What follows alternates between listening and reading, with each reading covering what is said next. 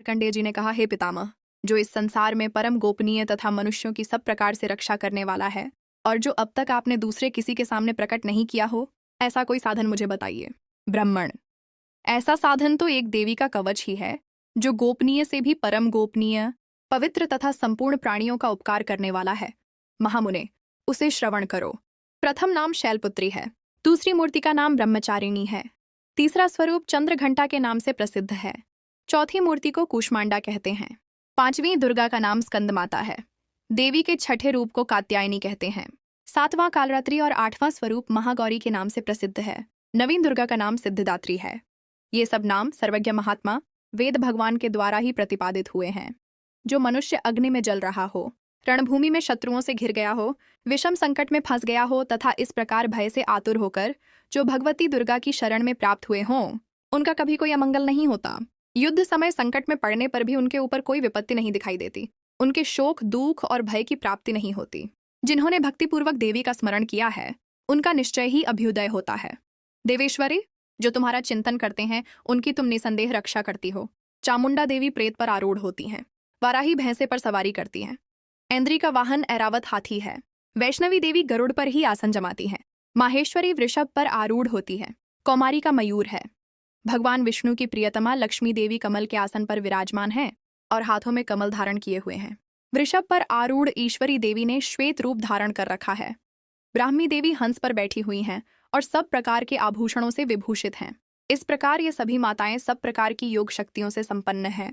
इनके सिवा और भी बहुत सी देवियाओं हैं जो अनेक प्रकार के आभूषणों की शोभा से युक्त तथा नाना प्रकार के रत्नों से सुशोभित हैं। ये संपूर्ण देवियाओं क्रोध में भरी हुई हैं और भक्तों की रक्षा के लिए रथ पर बैठी दिखाई देती हैं। ये शंख, चक्र, गदा, शक्ति, हल और मूसल, खेतक और तोमर, परशु तथा पाश, कुंत और त्रिशूल एवं उत्तम शार्ंग, धनुष आदि अस्त्र शस्त्र अपने हाथ में धारण करती हैं। दैत्यों के शरीर का नाश करना, भक्तों को अभयदान देना और देवताओं का कल्याण करना, यही उनके शस्त्र धारण का उद्देश्य है। महान रौद्र रूप, अत्यंत घोर पराक्रम, महान बल और महान उत्साह वाली देवी, तुम महान भय का नाश करने वाली हो, तुम्हें नमस्कार है। तुम्हारी और देखना भी कठिन है। शत्रुओं का भय बढ़ाने वाली जगदम्बिक, मेरी रक्षा करो। पूर्व दिशा में ऐन्द्री इंद्र शक्ति, मेरी रक्षा करे। अग्निकोण में अग्निशक्ति, दक्षिण दिशा में वाराही तथा नैऋत्य कोण में खड्गधारिणी मेरी रक्षा करे। पश्चिम दिशा में वारुणी और वायव्य कोण में मृग पर सवारी करने वाली देवी मेरी रक्षा करे। उत्तर दिशा में कौमारी और ईशान कोण में शूलधारिणी देवी रक्षा करे। ब्रह्माणी, तुम ऊपर की ओर से मेरी रक्षा करो और वैष्णवी देवी नीचे की ओर से मेरी रक्षा करे। इसी प्रकार शव को अपना वाहन बनाने वाली चामुंडा देवी 10 दिशाओं में मेरी रक्षा करे। जया आगे से और विजया पीछे की ओर से मेरी रक्षा करे। वाम भाग में अजिता और दक्षिण भाग में अपराजिता रक्षा करे। उद्योतिनी शिखा की रक्षा करे। उमा मेरे मस्तक पर विराजमान होकर रक्षा करे। ललाट में मालाधरी रक्षा करे और यशस्विनी देवी मेरी भौहों का संरक्षण करे। भौहों के मध्य भाग में त्रिनेत्रा और नथुनों की यमघंटा देवी रक्षा करे। ललाट में मालाधरी रक्षा करे और यशस्विनी देवी मेरी भौहों का संरक्षण करे। भौहों के मध्य भाग में त्रिनेत्रा और नथुनों की यमघंटा देवी रक्षा करे। नासिका में सुगंधा और ऊपर के ओंठ में चर्चिका देवी रक्षा करे। नीचे के ओंठ में अमृतकला तथा जिह्वा में सरस्वती रक्षा करे। कुमारी दांतों की और चंडिका कंठ प्रदेश की रक्षा करे। चित्रघंटा गले की घाटी और महामाया तालू में रहकर रक्षा करे। कामाक्षी ठोड़ी की और सर्वमंगला मेरी वाणी की रक्षा करे। भद्रकाली ग्रीवा में और धनुर्धरी पृष्ठवंश मेरुदंड में रहकर रक्षा करे। कंठ के बाहरी भाग में नीलग्रीवा और कंठ की नली में नलकुबरी रक्षा करे। दोनों कंधों में खड्गिनी और मेरी दोनों भुजाओं की वज्रधारिणी रक्षा करे। दोनों हाथों में दंडिनी और उंगलियों में अंबिका रक्षा करे। शूलेश्वरी नखों की रक्षा करे। कुलेश्वरी कुक्षि पेट में रहकर रक्षा करे। महादेवी दोनों स्तनों की और शोक विनाशिनी देवी मन की रक्षा करे। ललिता देवी हृदय में और शूलधारिणी उदर में रहकर रक्षा करे। नाभि में कामिनी और गुह्य भाग की गुह्येश्वरी रक्षा करे। पूतना और कामिका लिंग की और महेशवाहिनी गुदा की रक्षा करे। भगवती कटी भाग में और विंध्यवासिनी घुटनों की रक्षा करे। संपूर्ण कामनाओं को देने वाली महाबला देवी दोनों पिंडलियों की रक्षा करे। नारसिंही दोनों घुट्टियों की और तेजसी देवी दोनों चरणों के पृष्ठभाग की रक्षा करे। श्रीदेवी पैरों की उंगलियों में और तलवासिनी पैरों के तलुओं में रहकर रक्षा करे। अपनी दाढ़ों के कारण भयंकर दिखाई देने वाली दंष्ट्राकराली देवी नखों की और ऊर्ध्वकेशिनी देवी केशों की रक्षा करे। रोमावलियों के छिद्रों में कौबेरी और त्वचा की वागीश्वरी देवी रक्षा करे। पार्वती देवी रक्त, मज्जा, वसा, मांस, हड्डी और मेद की रक्षा करे। आंतों की कालरात्रि और पित्त की मुकुटेश्वरी रक्षा करे। मूलाधार आदि कमल कोशों में पद्मावती देवी और कफ में चूड़ामणि देवी स्थित होकर रक्षा करे। नख के तेज की ज्वालामुखी रक्षा करे। जिसका किसी भी अस्त्र से भेदन नहीं हो सकता। वह अभेद्या देवी शरीर की समस्त संधियों में रहकर रक्षा करे। ब्रह्माणी, आप मेरे वीर्य की रक्षा करें। छत्रेश्वरी, छाया की तथा धर्मधारिणी देवी मेरे अहंकार, मन और बुद्धि की रक्षा करें। हाथ में वज्र धारण करने वाली वज्रहस्ता देवी मेरे प्राण, अपान, व्यान, उदान और समान वायु की रक्षा करे। कल्याण से शोभित होने वाली भगवती कल्याण शोभना मेरे प्राण की रक्षा करे। रस, रूप, गंध, शब्द और स्पर्श इन विषयों का अनुभव करते समय योगिनी देवी रक्षा करे तथा सत्व गुण, रजोगुण और तमोगुण की रक्षा सदा नारायणी देवी करे। वाराही आयु की रक्षा करे, वैष्णवी धर्म की रक्षा करे तथा चक्रिणी चक्र धारण करने वाली देवी यश, कीर्ति, लक्ष्मी, धन तथा विद्या की रक्षा करे। इंद्राणी, आप मेरे गोत्र की रक्षा करें। चंडिके, तुम मेरे पशुओं की रक्षा करो। महालक्ष्मी पुत्रों की रक्षा करे और भैरवी पत्नी की रक्षा करे। मेरे पथ की सुपथा तथा मार्ग की क्षेमकरी रक्षा करे। राजा के दरबार में महालक्ष्मी रक्षा करे तथा सब ओर व्याप्त रहने वाली विजया देवी संपूर्ण भयों से मेरी रक्षा करे। देवी, जो स्थान कवच में नहीं कहा गया है, रक्षा से रहित है, वह सब तुम्हारे द्वारा सुरक्षित हो, क्योंकि तुम विजयशालिनी और पापनाशिनी हो। यदि अपने शरीर का भला चाहे तो मनुष्य बिना कवच के कहीं एक पग भी न जाए। कवच का पाठ करके ही यात्रा करे। कवच के द्वारा सब ओर से सुरक्षित मनुष्य जहां जहां भी जाता है, वहां वहां उसे धन लाभ होता है तथा संपूर्ण कामनाओं की सिद्धि करने वाली विजय की प्राप्ति होती है। वह जिस जिस अभीष्ट वस्तु का चिंतन करता है, उसको निश्चय ही प्राप्त कर लेता है। वह पुरुष इस पृथ्वी पर तुलना रहित महान ऐश्वर्य का भागी होता है। कवच से सुरक्षित मनुष्य निर्भय हो जाता है। युद्ध में उसकी पराजय नहीं होती तथा वह तीनों लोकों में पूजनीय होता है। देवी का यह कवच देवताओं के लिए भी दुर्लभ है। जो प्रतिदिन नियम पूर्वक तीनों संध्याओं के समय श्रद्धा के साथ इसका पाठ करता है, उसे दैवी कला प्राप्त होती है तथा वह तीनों लोकों में कहीं भी पराजित नहीं होता। इतना ही नहीं, वह अपमृत्यु रहित हो 100 से भी अधिक वर्षों तक जीवित रहता है। मकरी, चेचक और कोढ़ आदि उसकी संपूर्ण व्याधियां नष्ट हो जाती हैं। कनेर, भांग, अफीम, धतूरे आदि का स्थावर विष, सांप और बिच्छू आदि के काटने से चढ़ा हुआ जंगम विष तथा अहिफेन और तेल के संयोग आदि से बनने वाला कृत्रिम विष, ये सभी प्रकार के विष दूर हो जाते हैं। उनका कोई असर नहीं होता। इस पृथ्वी पर मारण, मोहन आदि जितने आभिचारिक प्रयोग होते हैं तथा इस प्रकार के मंत्र यंत्र होते हैं, वे सब इस कवच को हृदय में धारण कर लेने पर उस मनुष्य को देखते ही नष्ट हो जाते हैं। यही नहीं, पृथ्वी पर विचरने वाले ग्राम देवता, आकाशचारी देव विशेष, जल के संबंध से प्रकट होने वाले गण, उपदेश मात्र से सिद्ध होने वाले निम्न कोटि के देवता, अपने जन्म से 7 प्रकट होने वाले देवता, कुल देवता, माला, कंठमाला आदि, डाकिनी, शाकिनी, अंतरिक्ष में विचरण करने वाली अत्यंत बलवती भयानक डाकिनियां, ग्रह, भूत, पिशाच, यक्ष, गंधर्व, राक्षस, ब्रह्म राक्षस, बेताल, कुष्मांड और भैरव आदि अनिष्टकारक देवता भी हृदय में कवच धारण किए रहने पर उस मनुष्य को देखते ही भाग जाते हैं। कवचधारी पुरुष को राजा से सम्मान वृद्धि प्राप्ति होती है। यह कवच मनुष्य के तेज की वृद्धि करने वाला और उत्तम है। कवच का पाठ करने वाला पुरुष अपनी कीर्ति से विभूषित भूतल पर अपने सुयश से साथ साथ वृद्धि को प्राप्त होता है। जो पहले कवच का पाठ करके उसके बाद सप्तशती चंडी का पाठ करता है, उसकी जब तक वन, पर्वत और काननों सहित यह पृथ्वी टिकी रहती है, तब तक यहाँ पुत्र, पौत्र आदि संतान परंपरा बनी रहती है। देह का अंत होने पर वह पुरुष भगवती महामाया के प्रसाद से नित्य परम पद को प्राप्त होता है, जो देवताओं के लिए भी दुर्लभ है। वह सुंदर दिव्य रूप धारण करता और कल्याण शिव के साथ आनंद का भागी होता है। एवं चंडिका देवी को नमस्कार है। मार्कंडेय जी कहते हैं, जयंती, मंगला, काली, भद्रकाली, कपालिनी, दुर्गा, क्षमा, शिवा, धात्री, स्वाहा और स्वधा, इन नामों से प्रसिद्ध जगदम्बिके, तुम्हें मेरा नमस्कार हो। देवी चामुंडे, तुम्हारी जय हो। संपूर्ण प्राणियों की पीड़ा हरने वाली देवी, तुम्हारी जय हो। सब में व्याप्त रहने वाली देवी, तुम्हारी जय हो। कालरात्रि, तुम्हें नमस्कार हो। मधु और कैटब को मारने वाली तथा ब्रह्मा जी को वरदान देने वाली देवी, तुम्हें नमस्कार है। तुम मुझे रूप, आत्मस्वरूप का ज्ञान दो। जय, मोह पर विजय दो। यश, मोह विजय और ज्ञान प्राप्ति रूप यश दो। और काम, क्रोध आदि शत्रुओं का नाश करो। महिषासुर का नाश करने वाली तथा भक्तों को सुख देने वाली देवी, तुम्हें नमस्कार है। तुम रूप दो, जय दो, यश दो और काम, क्रोध आदि शत्रुओं का नाश करो। रक्त बीज का वध और चंड मुंड का विनाश करने वाली देवी, तुम रूप दो, जय दो, यश दो और काम, क्रोध आदि शत्रुओं का नाश करो। शुंभ और निशुंभ तथा धूम्रलोचन का मर्दन करने वाली देवी, तुम रूप दो, जय दो, यश दो और काम, क्रोध आदि शत्रुओं का नाश करो। सबके द्वारा वंदित युगल चरणों वाली तथा संपूर्ण सौभाग्य प्रदान करने वाली देवी, तुम रूप दो, जय दो, यश दो और काम, क्रोध आदि शत्रुओं का नाश करो। देवी, तुम्हारे रूप और चरित्र अचिंत्य हैं। तुम समस्त शत्रुओं का नाश करने वाली हो। तुम रूप दो, जय दो, यश दो और काम, क्रोध आदि शत्रुओं का नाश करो। पापों को दूर करने वाली चंडिके, जो भक्तिपूर्वक तुम्हारे चरणों में सर्वदा हमेशा मस्तक झुकाते हैं, उन्हें रूप दो, जय दो, यश दो और काम क्रोध आदि शत्रुओं का नाश करो। रोगों का नाश करने वाली चंडिके, जो भक्तिपूर्वक तुम्हारी स्तुति करते हैं, उन्हें तुम रूप दो, जय दो, यश दो और काम क्रोध आदि शत्रुओं का नाश करो। चंडिके, इस संसार में जो भक्तिपूर्वक तुम्हारी पूजा करते हैं, उन्हें रूप दो, जय दो, यश दो और काम क्रोध आदि शत्रुओं का नाश करो। मुझे सौभाग्य और आरोग्य, स्वास्थ्य दो, परम सुख दो, रूप दो, जय दो, यश दो और काम क्रोध आदि शत्रुओं का नाश करो।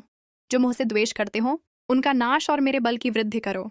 रूप दो, जय दो, यश दो और काम क्रोध आदि शत्रुओं का नाश करो। देवी, मेरा कल्याण करो, मुझे उत्तम संपत्ति प्रदान करो। रूप दो, जय दो, यश दो और काम क्रोध आदि शत्रुओं का नाश करो। अंबिके, देवता और असुर दोनों ही अपने माथे के मुकुट की मणियों को तुम्हारे चरणों पर घिसते हैं। तुम रूप दो, जय दो, यश दो और काम क्रोध आदि शत्रुओं का नाश करो। तुम अपने भक्तजन को विद्वान, यशस्वी और लक्ष्मीवान बनाओ तथा रूप दो, जय दो, यश दो और काम क्रोध आदि शत्रुओं का नाश करो। प्रचंड दैत्यों के दर्प का दलन करने वाली चंडिके, मुझ शरणागत को रूप दो, जय दो, यश दो और काम क्रोध आदि शत्रुओं का नाश करो। चतुर्भुज ब्रह्मा जी के द्वारा प्रशंसित 4 भुजाधारिणी परमेश्वर, तुम रूप दो, जय दो, यश दो और काम क्रोध आदि शत्रुओं का नाश करो। देवी अंबिके, भगवान विष्णु नित्य निरंतर भक्तिपूर्वक तुम्हारी स्तुति करते रहते हैं। तुम रूप दो, जय दो, यश दो और काम क्रोध आदि शत्रुओं का नाश करो। हिमालय कन्या पार्वती के पति महादेव जी के द्वारा होने वाली परमेश्वरे, तुम रूप दो, जय दो, यश दो और काम क्रोध आदि शत्रुओं का नाश करो। शचीपति इंद्र के द्वारा सद्भाव से पूजित होने वाला परमेश्वरे, तुम रूप दो, जय दो, यश दो और काम क्रोध आदि शत्रुओं का नाश करो। प्रचंड भुज दंडों वाले दैत्यों, महर्षि मार्कंडेय जी कहते हैं, निर्मल ज्ञान रूपी शरीर धारण करने वाले, देवत्रयी रूप दिव्य 3 नेत्र वाले, जो कल्याण प्राप्ति के हेतु हैं तथा अपने मस्तक पर अर्धचंद्र धारण करते हैं, उन भगवान शिव को नमस्कार है। जो मनुष्य इन कीलक मंत्रों को जानता है, वही पुरुष कल्याण की प्राप्ति करता है। जो अन्य मंत्रों को जप कर केवल सप्तशती स्तोत्र से ही देवी की स्तुति करता है, उसको इससे ही देवी की सिद्धि हो जाती है। उन्हें अपने कार्य की सिद्धि के लिए दूसरे की साधना करने की आवश्यकता नहीं रहती। बिना जप के ही उनके उच्चाटन आदि सब काम सिद्ध हो जाते हैं। लोगों के मन में शंका थी कि केवल सप्तशती की उपासना से अथवा सप्तशती को छोड़कर अन्य मंत्रों के उपासना से भी समान रूप से सब कार्य सिद्ध हो जाते हैं। तब इनमें कौन सा श्रेष्ठ साधन है? लोगों की इस शंका को ध्यान में रखकर भगवान शंकर ने अपने पास आए हुए जिज्ञासुओं को समझाया कि यह सप्तशती नामक संपूर्ण स्रोत ही कल्याण को देने वाला है। इसके पश्चात भगवान शंकर ने भगवती चंडिका के सप्तशती नामक स्रोत को गुप्त कर दिया। अतः मनुष्य इसको बढ़े पुण्य से प्राप्त करता है। जो मनुष्य कृष्ण पक्ष की 14 अथवा अष्टमी को एकाग्रचित होकर देवी को अपना सर्वस्व समर्पित कर देता है और फिर उसे प्रसाद रूप में ग्रहण करता है, उस पर दुर्गा प्रसन्न होती है अथवा नहीं होती है। इस प्रकार सिद्धि के प्रतिबंधक रूप कील के द्वारा भगवान शंकर ने इस स्रोत को कीलित कर रखा है। जो पुरुष इस सप्तसती को निष्कीलन करके नित्य पाठ करता है, वह सिद्ध हो जाता है, वही देवी का पार्षद होता है और वही गांधर्व भी होता है। सर्वत्र विचरते रहने पर भी उस मनुष्य को इस संसार में कहीं कोई डर नहीं होता। वह अपमृत्यु के वश में नहीं पड़ीडियचता तथा देह त्यागने के अनंतर मोक्ष प्राप्त कर लेता है। किंतु इस कीलक की विधि को जानकार ही सप्तसती का पाठ करना चाहिए। जो ऐसा नहीं करता वह नष्ट हो जाता है। इसलिए कीलन और निष्कीलन का ज्ञान प्राप्त करने पर ही यह स्तोत्र निर्दोष होता है और विद्वान पुरुष इस निर्दोष स्तोत्र का ही पाठ आरंभ करते हैं। स्त्रियों में जो कुछ भी सौभाग्य आदि दिखाई देता है, वह सब इस पाठ की ही कृपा है। अतः इस कल्याणमय स्त्रोत का सदा जप करना चाहिए। प्रथम अध्याय।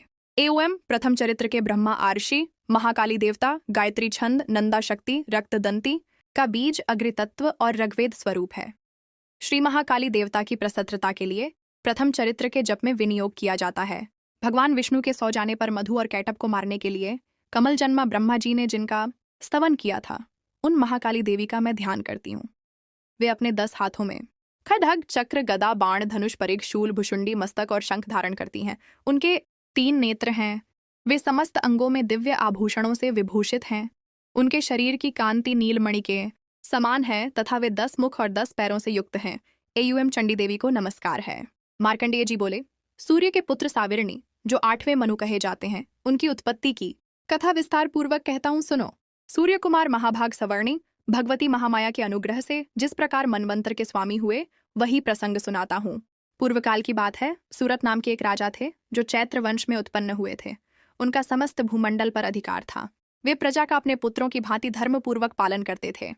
फिर भी उस समय कोला विध्वंसी क्षत्रिय उनके शत्रु हो गए। राजा सूरत की दंड नीति बड़ी प्रबल थी। उनका शत्रुओं के साथ संग्राम हुआ। यद्यपि कोला विध्वंसी संख्या में कम थे तो भी राजा सूरत युद्ध में उनसे परास्त हो गए। तब वे युद्ध भूमि से अपने नगर को लौट आए और केवल अपने देश के राजा होकर रहने लगे। समूची पृथ्वी से अब उनका अधिकार जाता रहा, किंतु वहां भी उन प्रबल शत्रुओं ने महाभाग राजा सूरत पर आक्रमण कर दिया। राजा का बल क्षीण हो चला था, इसलिए उनके दुष्ट एवं दुरात्मा मंत्रियों ने वहां उनकी राजधानी में भी राजकीय सेना और खजाने को वहां से हथिया लिया। सूरत का प्रभुत्व नष्ट हो चुका था, इसलिए वे शिकार खेलने के बहाने घोड़े पर सवार हो वहां से अकेले ही एक घने जंगल में चले गए। वहां उन्होंने मेधा मुनि का आश्रम देखा, जहां कितने ही हिंसक जीव अपनी स्वाभाविक हिंसा वृत्ति छोड़कर परम शांत भाव से रह रहे थे। मुनि के बहुत से शिष्य उस वन की शोभा बढ़ा रहे थे। वहां जाने पर मुनि ने उनका सत्कार किया। उन मुनिश्रेष्ठ के आश्रम में राजा सूरत इधर उधर विचरते हुए कुछ काल तक वहां रहे। फिर ममता से आकृष्ट चित्त होकर उस आश्रम में इस प्रकार चिंता करने लगे, पूर्व काल में मेरे पूर्वजों ने जिसका पालन किया था वही नगर आज मुझसे रहित है। पता नहीं मेरे दुराचारी मंत्रीगण उसकी धर्मपूर्वक रक्षा करते हैं या नहीं। जो सदा मद की वर्षा करने वाला और शूरवीर था, वह मेरा प्रधान हाथी अब शत्रुओं के अधीन होकर न जाने किन भोगों को भोगता होगा। जो लोग मेरी कृपा, धन और भोजन पाने से सदा मेरे पीछे पीछे चलते थे, वे निश्चय ही अब दूसरे राजाओं को अनुसरण करते होंगे। उन अपव्ययी लोगों के द्वारा खर्च होते रहने के कारण अत्यंत कष्ट से जमा किया हुआ मेरा वह खजाना भी खाली हो जाएगा। ये तथा और भी कई बातें राजा सूरत निरंतर सोचते रहते थे। अब वैश्य समाधि, धनी व्यापारी का प्रसंग। राजा सूरत की वैश्य समाधि से भेंट। एक दिन उन्होंने वहां मेधा मुनि के आश्रम के निकट एक वैश्य को देखा और उससे पूछा, भाई तुम कौन हो? तुम्हारे यहाँ आने का क्या कारण है? तुम क्यों शोकग्रस्त और अनमने से दिखाई देते हो? राजा सूरत का यह प्रेम पूर्वक कहा हुआ वचन सुनकर वैश्य ने विनीत भाव से उन्हें प्रणाम करके कहा, समाधि एक धनी वैश्य अर्थात व्यापारी था। वैश्य बोला, राजन, मैं धनियों के कुल में उत्पन्न एक वैश्य हूँ। मेरा नाम समाधि है। वैश्य समाधि अपने दुख का कारण बताते हैं। लोभी पत्नी और पुत्रों ने वैश्य को घर से निकाल दिया था। मेरे दुष्ट स्त्री और पुत्रों ने धन के लोभ से मुझे घर से बाहर निकाल दिया है। मैं इस समय धन, स्त्री और पुत्र से वंचित हूँ। मेरे विश्वसनीय बंधुओं ने मेरा ही धन लेकर मुझे दूर कर दिया है। दुखी वैश्य आश्रम में आ गया, इसलिए दुखी होकर मैं वन में चला आया हूँ। यहाँ रहकर मैं इस बात को नहीं जानता कि मेरे पुत्रों का, स्त्री का और स्वजनों का कुशल है या नहीं। इस समय घर में वे कुशल से रहते हैं अथवा उन्हें कोई कष्ट है? क्या पुत्र सदाचारी है या नहीं? वे मेरे पुत्र कैसे हैं? क्या वे सदाचारी हैं अथवा दुराचारी हो गए हैं? राजा ने पूछा, जिन लोभी स्त्री पुत्र आदि ने धन के कारण तुम्हें घर से निकाल दिया, उनके प्रति तुम्हारे चित्त में इतना स्नेह क्यों है? वैश्य बोला, आप मेरे विषय में जो बात कहते हैं वह सब ठीक है। अर्थात जिन लोभी रिश्तेदारों ने वैश्य को धन के लोभ में घर से निकाल दिया, उनके प्रति मन में स्नेह के विचार क्यों आ रहे हैं? किंतु क्या करूं, मेरा मन निष्ठुरता नहीं धारण करता। जिन्होंने धन के लोभ में पड़कर पिता के प्रति स्नेह, पति के प्रति प्रेम तथा आत्मीयजन के प्रति अनुराग को तिलांजलि दे मुझे घर से निकाल दिया है, उन्हीं के प्रति मेरे हृदय में इतना स्नेह है। महामते, गुणहीन बंधुओं के प्रति भी जो मेरा चित्त इस प्रकार प्रेम मग्न हो रहा है, यह क्या है? इस बात को मैं जानकर भी नहीं जान पाता। उनके लिए मैं लंबी सांसें ले रहा हूँ और मेरा हृदय अत्यंत दुखी हो रहा है। उन लोगों में प्रेम का सर्वथा अभाव है, तो भी उनके प्रति जो मेरा मन निष्ठुर नहीं हो पाता, इसके लिए क्या करूं? मार्कंडेय जी कहते हैं, तदंतर राजाओं में श्रेष्ठ सूरत और वह समाधि नामक वैश्य दोनों साथ साथ मेधा मुनि की सेवा में उपस्थित हुए और राजा और वैश्य मुनि को प्रणाम करते हैं। उन्हें प्रणाम करके उनके सामने बैठ गए। तत्पश्चात वैश्य और राजा ने कुछ वार्तालाप आरंभ किया। राजा और वैश्य अपनी चिंता मेधा मुनि को बताते हैं। राजा ने कहा, भगवान, मैं आपसे एक बात पूछना चाहता हूँ, उसे बताइए। राजा पूछते हैं, जो राज्य चला गया उसके प्रति चिंता क्यों हो रही है? मेरा चित्त अपने अधीन न होने के कारण वह बात मेरे मन को बहुत दुख देती है। मुनि श्रेष्ठ, जो राज्य मेरे हाथ से चला गया है उसमें और उसके संपूर्ण अंगों में मेरी ममता बनी हुई है। और वैश्य को लोभी रिश्तेदारों के लिए स्नेह क्यों? ये जानते हुए भी कि वह अब मेरा नहीं है, अज्ञानी की भांति मुझे उसके लिए दुखक होता है। यह क्या है? इधर यह वैश्य भी घर से अपमानित होकर आया है। इसके पुत्र, स्त्री और भृत्यों ने इसको छोड़ दिया है। लोभी परिजनों के लिए मन में चिंता क्यों? स्वजनों ने भी इसका परित्याग कर दिया है, तो भी इसके हृदय में उनके प्रति अत्यंत स्नेह है। इस प्रकार यह तथा मैं दोनों ही बहुत दुखी हैं। जिसमें प्रत्यक्ष दोष देखा गया है, उस विषय के लिए भी हमारे मन में ममता जनित आकर्षण पैदा हो रहा है। महाभाग, हम दोनों समझदार हैं, तो भी हम में जो मोह पैदा हुआ है ये क्या है? विवेक शून्य पुरुष की भांति मुझमें और इसमें भी यह मूर्ता प्रत्यक्ष दिखाई देती है। भगवती, महामाया की महिमा मेधा मुनि राजा को मनुष्यों और प्राणियों के मोह के बारे में बताते हैं। अर्षि बोले, महाभाग, विषय मार्ग का ज्ञान सब जीवों को है। प्राणियों के विषय अलग अलग, इसी प्रकार विषय भी सबके लिए अलग अलग हैं। कुछ प्राणी दिन में नहीं देखते और दूसरे रात में ही नहीं देखते, तथा कुछ जीव ऐसे हैं जो दिन और रात्रि में भी बराबर ही देखते हैं। यह ठीक है कि मनुष्य समझदार होते हैं, किंतु केवल वे ही ऐसे नहीं होते। प्राणी भी मनुष्य की तरह समझदार होते हैं। पशु पक्षी और मृग आदि सभी प्राणी समझदार होते हैं। मनुष्यों की समझ भी वैसी ही होती है जैसी उन मृग और पक्षियों की होती है। प्राणियों की भी समझ मनुष्यों जैसी होती है, तथा जैसी मनुष्यों की होती है वैसी ही उन मृग पक्षी आदि की होती है। ये तथा अन्य बातें भी प्राय दोनों में समान ही हैं। प्राणी और मनुष्य दोनों में बच्चों के लिए मोह होता है। समझ होने पर भी इन पक्षियों को तो देखो, यह स्वयं भूख से पीड़ित होते हुए भी मोहवश बच्चों की चोंच में कितने चाव से अन्न के दाने डाल रहे हैं। नरश्रेष्ठ, क्या तुम नहीं देखते कि ये मनुष्य समझदार होते हुए भी लोभवश अपने किए हुए उपकार का बदला पाने के लिए पुत्रों की अभिलाषा करते हैं? यद्यपि उन सब में समझ की कमी नहीं है, लेकिन वे संसार की स्थिति अर्थात जन्म मरण की परंपरा बनाए रखने वाले भगवती महामाया के प्रभाव द्वारा ममतामय भंवर से युक्त मोह के गहरे गर्त में गिराए जाते हैं। इसलिए इसमें आश्चर्य नहीं करना चाहिए। जगदीश्वर भगवान विष्णु की योग निद्रा रूपा जो भगवती महामाया हैं, उन्हीं से यह जगत मोहित हो रहा है। भगवती देवी से ही मोह के बंधन और बंधनों से मुक्ति दोनों बातें। वे भगवती महामाया देवी ज्ञानियों के भी चित्त को बलपूर्वक खींचकर मोह में डाल देती हैं। वे ही इस संपूर्ण चराचर जगत की सृष्टि करती हैं, तथा वे ही प्रसन्न होने पर मनुष्य को मुक्ति के लिए वरदान देती हैं। वे ही पराविद्या, संसार बंधन और मोक्ष की हेतुभूता सनातनी देवी तथा संपूर्ण ईश्वरों की भी अधीश्वरी हैं। राजा मेधा मुनि को देवी महामाया के बारे में विस्तार से बताने के लिए कहते हैं। राजा ने पूछा, भगवान, जिन्हें आप महामाया कहते हैं वे देवी कौन है? ब्राह्मण, उनका आविर्भाव कैसे हुआ तथा उनके चरित्र कौन कौन हैं? ब्रह्मवेत्ताओं में श्रेष्ठ महर्षि, उन देवी का जैसा प्रभाव हो, जैसा स्वरूप हो और जिस प्रकार प्रादुर्भाव हुआ हो, वह सब मैं आपके मुख से सुनना चाहता हूँ। अर्षि बोले, राजन, वास्तव में तो वे देवी नित्य स्वरूपा ही हैं। संपूर्ण जगत उन्हीं का रूप है तथा उन्होंने समस्त विश्व को व्याप्त कर रखा है, लेकिन उनका प्राकट्य अनेक प्रकार से होता है। वह मुझसे सुनो। यद्यपि वे नित्य और अजन्मा हैं, तथापि जब देवताओं को कार्य सिद्ध करने के लिए प्रकट होती हैं, उस समय लोक में उत्पन्न हुई कहलाती हैं। कल्प प्रलय के अंत में संपूर्ण जगत जल में डूबा हुआ था। सबके प्रभु भगवान विष्णु शेषनाग की शैया बिछाकर योग निद्रा का आश्रय ले शयन कर रहे थे। उस समय उनके कानों की मैल से दो भयंकर असुर उत्पन्न हुए, जो मूद और कैटभ के नाम से विख्यात थे। वे दोनों ब्रह्मा जी का वध करने को तैयार हो गए। प्रजापति ब्रह्मा जी ने जब उन दोनों भयानक असुरों को अपने पास आया और भगवान को सोया हुआ देखा, तो सोचा कि मुझे कौन बचाएगा। एकाग्रचित्त होकर ब्रह्मा जी भगवान विष्णु को जगाने के लिए उनके नेत्रों में निवास करने वाली योग निद्रा की स्तुति करने लगे, जो विष्णु भगवान को सुला रही थी। जो इस विश्व की अधीश्वरी, जगत को धारण करने वाली, संसार का पालन और संहार करने वाली तथा तेज स्वरूप भगवान विष्णु की अनुपम शक्ति हैं, उन्हीं भगवती निद्रा देवी की ब्रह्मा जी स्तुति करने लगे। ब्रह्मा जी ने कहा, देवी, तुम ही स्वाहा, तुम ही स्वधा और तुम ही वषटकार हो। स्वर भी तुम्हारे ही स्वरूप हैं। एयुएमकार की तीनों मात्राओं में देवी का स्वरूप। तुम ही जीवनदायिनी सुधा हो। नित्य अक्षर प्रणव में अकार, उकार, मक्कार, इन तीन मात्राओं के रूप में तुम ही स्थित हो, तथा इन तीन मात्राओं के अतिरिक्त जो बिंदु रूपा नित्य अर्धमात्रा है, जिसका विशेष रूप से उच्चारण नहीं किया जा सकता, वह भी तुम ही हो। देवी, तुम ही संध्या सावित्री तथा परम जननी हो। देवी, तुम ही इस विश्व ब्रह्मांड को धारण करती हो। तुमसे ही इस जगत की सृष्टि होती है, तुम ही से इसका पालन होता है और सदा तुम ही कल्प के अंत में सबको अपना ग्रास बना लेती हो।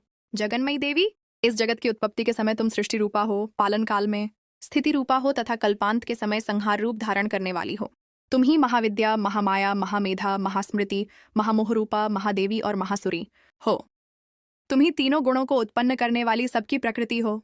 भयंकर कालरात्रि, महारात्रि और मोहरात्रि भी तुम ही हो। तुम ही श्री, तुम ही ईश्वरी, तुम ही ह्री और तुम ही बोधस्वरूपा बुद्धि हो। लज्जा, पुष्टि, तुष्टि, शांति और क्षमा भी तुम ही हो। तुम खंगधारिणी, शूलधारिणी, घोर रूपा तथा गदा, चक्र, शंख और धनुष धारण करने वाली हो। बाण, भुषुंडी और परिग, ये भी तुम्हारे अस्त्र हैं। तुम सौम्य और सौम्यतर हो। सौम्य अर्थात विनम्रता, शीतलता, सुशीलता, कोमलता, इतना ही नहीं, जितने भी सौम्य एवं सुंदर पदार्थ हैं उन सब की अपेक्षा तुम अत्यधिक सुंदरी हो। पर और अपर इन सबसे परे रहने वाली परमेश्वरी तुम ही हो, सर्वस्वरूपे देवी। कहीं भी सत असत रूप जो कुछ वस्तुएं हैं और उन सब की जो शक्ति है वह तुम ही हो। ऐसी अवस्था में तुम्हारी स्तुति क्या हो सकती है?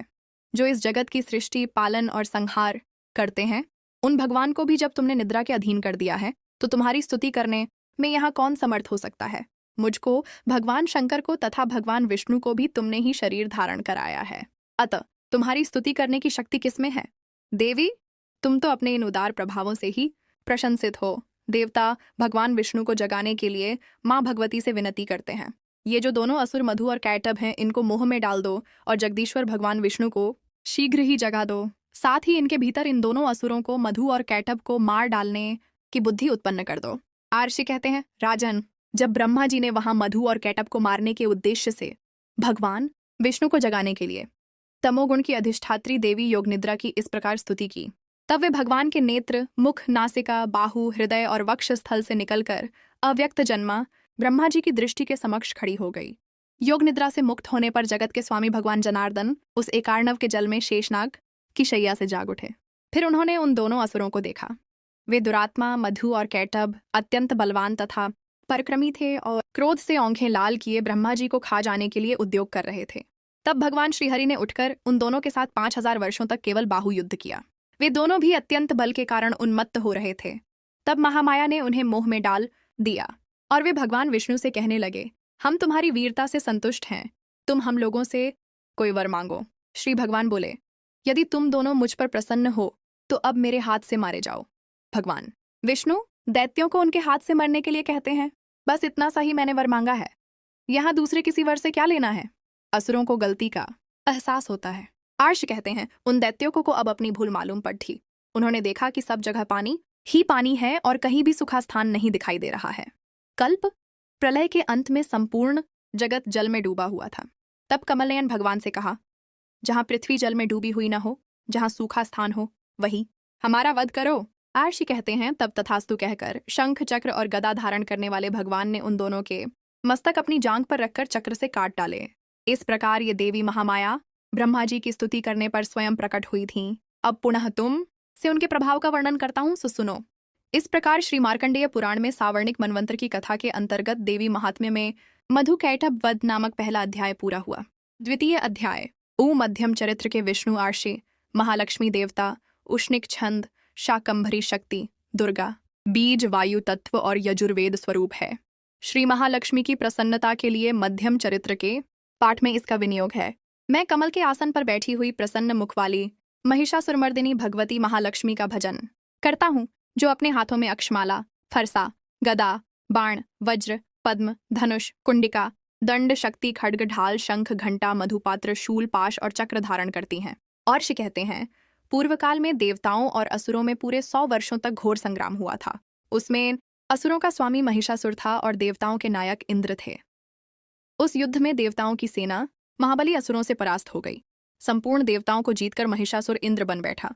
तब पराजित देवता प्रजापति ब्रह्मा जी को आगे करके उस स्थान पर गए जहां भगवान शंकर और विष्णु विराजमान थे। देवताओं ने महिषासुर के पराक्रम तथा अपनी पराजय का यथावत वृतांत उन दोनों देवेश्वरों से विस्तार पूर्वक कह सुनाया। वे बोले, भगवन, महिषासुर सूर्य, इंद्र, अग्नि, वायु, चंद्रमा, यम, वरुण तथा अन्य देवताओं के भी अधिकार छीनकर स्वयं ही सबका अधिष्ठाता बना बैठा है। उस दुरात्मा महेश ने समस्त देवताओं को स्वर्ग से निकाल दिया है।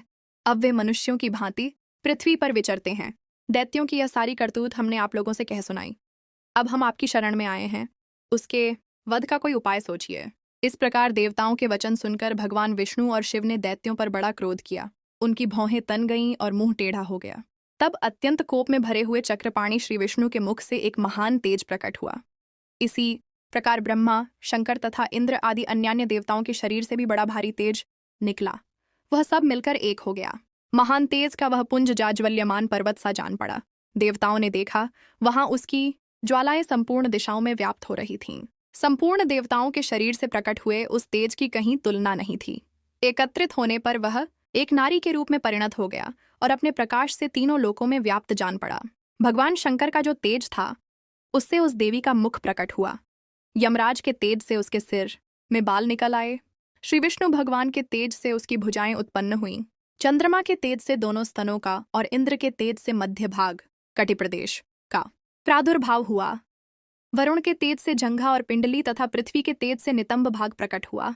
ब्रह्मा के तेज से दोनों चरण और सूर्य के तेज से उसकी अंगुलियां हुईं। वसुओं के तेज से हाथों की अंगुलियां और कुबेर के तेज से नासिका प्रकट हुई। उस देवी के दांत प्रजापति के तेज से और तीनों नेत्र अग्नि के तेज से प्रकट हुए थे। उसकी भौहें संध्या के और कान वायु के तेज से उत्पन्न हुए थे। इसी प्रकार अन्यान्य देवताओं के तेज से भी उस कल्याणमयी देवी का आविर्भाव हुआ। तदंतर समस्त देवताओं के तेज पुंज से प्रकट हुई देवी को देखकर महिषासुर के सताए हुए देवता बहुत प्रसन्न हुए। पिनाकधारी भगवान शंकर ने अपने शूल से एक शूल निकालकर उन्हें दिया। फिर भगवान विष्णु ने भी अपने चक्र से चक्र उत्पन्न करके भगवती को अर्पण किया। वरुण ने भी शंख भेंट किया। अग्नि ने उन्हें शक्ति दी और वायु ने धनुष तथा बाण से भरे हुए 2 तरकस प्रदान किए। सहस्त्र नेत्रों वाले देवराज इंद्र ने अपने वज्र से वज्र उत्पन्न करके दिया और ऐरावत हाथी से उतारकर एक घंटा भी प्रदान किया। यमराज ने कालदंड से दंड, वरुण ने पाश, प्रजापति ने स्फटिकाक्ष की माला तथा ब्रह्मा जी ने कमंडलू भेंट किया। सूर्य ने देवी के समस्त रोमकूपों में अपनी किरणों का तेज भर दिया। काल ने उन्हें चमकती हुई ढाल और तलवार दी। क्षीर समुद्र ने उज्ज्वल हार तथा कभी जीर्ण न होने वाले 2 दिव्य वस्त्र भेंट किए। साथ ही उन्होंने दिव्य चूड़ामाणी, 2 कुंडल, कड़े, उज्ज्वल अर्धचंद्र, सब बाहुओं के लिए केयूर, दोनों चरणों के लिए नूपुर, गले की सुंदर हंसली और सब अंगुलियों में पहनने के लिए रत्नों की बनी अंगूठियां भी दी। विश्वकर्मा ने उन्हें अत्यंत निर्मल फरसा भेंट किया। साथ ही अनेक प्रकार के अस्त्र और अभेद्य कवच दिए। इनके सिवा मस्तक और वक्ष स्थल पर धारण करने के लिए कभी न कुम्हलाने वाले कमलों की मालाएं दी। जल्दी ने उन्हें सुंदर कमल का फूल भेंट किया। हिमालय ने सवारी के लिए सिंह तथा भांति भांति के रत्न समर्पित किए। धनाध्यक्ष कुबेर ने मधु से भरा पान पात्र दिया तथा संपूर्ण नागों के राजा शेष ने, जो इस पृथ्वी को धारण करते हैं, उन्हें बहुमूल्य मणियों से विभूषित नागहार भेंट दिया। इसी प्रकार अन्य देवताओं ने भी आभूषण और अस्त्र शस्त्र देकर देवी का सम्मान किया। तत्पश्चात उन्होंने बारंबार अट्टहास पूर्वक उच्च स्वर से गर्जना की। उनके भयंकर नाद से संपूर्ण आकाश गूंज उठा। देवी का वह अत्यंत उच्च स्वर से किया हुआ सिंहनाद कहीं समा न सका। आकाश उसके सामने लघु प्रतीत होने लगा। उससे बड़े जोर की प्रतिध्वनि हुई, जिससे संपूर्ण विश्व में हलचल मच गई और समुद्र कांप उठे। पृथ्वी डोलने लगी और समस्त पर्वत हिलने लगे। उस समय देवताओं ने अत्यंत प्रसन्नता के साथ सिंहवाहिनी भवानी से कहा, देवी तुम्हारी जय हो। संपूर्ण त्रिलोकी को क्षोभग्रस्त देख दैत्यगण अपनी समस्त सेना को कवच आदि से सुसज्जित कर हाथों में हथियार ले सहसा उठकर खड़े हो गए। उस समय महिषासुर ने बड़े क्रोध में आकर कहा, ये क्या हो रहा है? फिर वह संपूर्ण असुरों से घिरकर उस सिंहनाद की ओर लक्ष्य करके दौड़ा और आगे पहुंचकर उसने देवी को देखा, जो अपनी प्रभा से तीनों लोकों को प्रकाशित कर रही थीं। साथ ही महर्षियों ने भक्तिभाव से विनम्र होकर उनका स्तवन किया। उनके चरणों के भार से पृथ्वी दबी जा रही थी। माथे के मुकुट से आकाश में रेखा सी खींच रही थी तथा वे अपने धनुष की टंकार से सातों पातालों को क्षुब्ध किए देती थीं। देवी अपनी हजारों भुजाओं से संपूर्ण दिशाओं को आच्छादित करके खड़ी थीं। तदनंतर उनके साथ दैत्यों का युद्ध छिड़ गया। नाना प्रकार के अस्त्र शस्त्रों के प्रहार से संपूर्ण दिशाएं उद्भासित होने लगीं। चिक्षुर नामक महान असुर महिषासुर का सेनानायक था। वह देवी के साथ युद्ध करने लगा। अन्य दैत्यों की चतुरंगिणी सेना साथ लेकर चामर भी लड़ने लगा। 60,000 रथियों के साथ आकर उदग्र नामक महादैत्य ने लोहा लिया। 1 करोड़ रथियों को साथ लेकर महाहनु नामक दैत्य युद्ध करने लगा, जिसके रोए तलवार के समान तीखे थे। वह असिलोमा नाम का महादैत्य 5 करोड़ रथी सैनिकों सहित युद्ध में आ डटा। 60 लाख रथियों से घिरा हुआ बाशकल नामक दैत्य भी उस युद्ध भूमि में लड़ने लगा। परिवारित नामक राक्षस हाथी सवार और घुड़सवारों के अनेक दलों तथा 1 करोड़ रथियों की सेना लेकर युद्ध करने लगा। बिड़ाल नामक दैत्य 5 अरब रथियों से घिरकर लोहा लेने लगा। इनके अतिरिक्त और भी हजारों महादैत्य रथ, हाथी और घोड़ों की सेना साथ लेकर वहां देवी के साथ युद्ध करने लगे। स्वयं महिषासुर उस रणभूमि में कोटि कोटि सहस्त्र रथ, हाथी और घोड़ों की सेना से घिरा हुआ खड़ा था। वे दैत्य देवी के साथ तोमर, भिन्नपाल, शक्ति, मूसल, खड्ग, परशु और पट्टिश आदि अस्त्र शस्त्रों का प्रहार करते हुए युद्ध कर रहे थे। कुछ दैत्यों ने उन पर शक्ति का प्रहार किया, कुछ लोगों ने पाश फेंके तथा कुछ दूसरे दैत्यों ने खड्ग प्रहार करके देवी को मार डालने का उद्योग किया। देवी ने भी क्रोध में भरकर खेल में ही अपने अस्त्र शस्त्रों की वर्षा करके दैत्यों के वे समस्त अस्त्र शस्त्र काट डाले उनके मुख पर परिश्रम या थकावट का रंचा मात्र भी चिन्ह नहीं था। देवता और आऋषि उनकी स्तुति करते थे और वे भगवती परमेश्वरी दैत्यों के शरीरों पर अस्त्र शस्त्रों की वर्षा करती रहीं। देवी का वाहन सिंह भी क्रोध में भरकर गर्दन के बालों को हिलाता हुआ असुरों की सेना में इस प्रकार विचरने लगा मानो वनों में दावानल फैल रहा हो। रणभूमि में दैत्यों के साथ युद्ध करती हुई अंबिका देवी ने जितने निश्वास छोड़े वे सभी तत्काल सैकड़ों हजारों गणों के रूप में प्रकट हो गए और परशु, भिन्नपाल, खड्ग तथा पट्टिश आदि अस्त्रों द्वारा असुरों का सामना करने लगे। देवी की शक्ति से बढ़े हुए वे गण असुरों का नाश करते हुए नगाड़ा और शंख आदि बाजे बजाने लगे।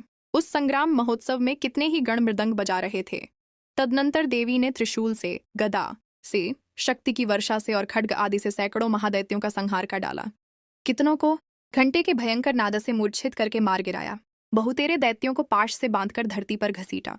कितने ही दैत्य उनकी तीखी तलवार की मार से दो दो टुकड़े हो गए।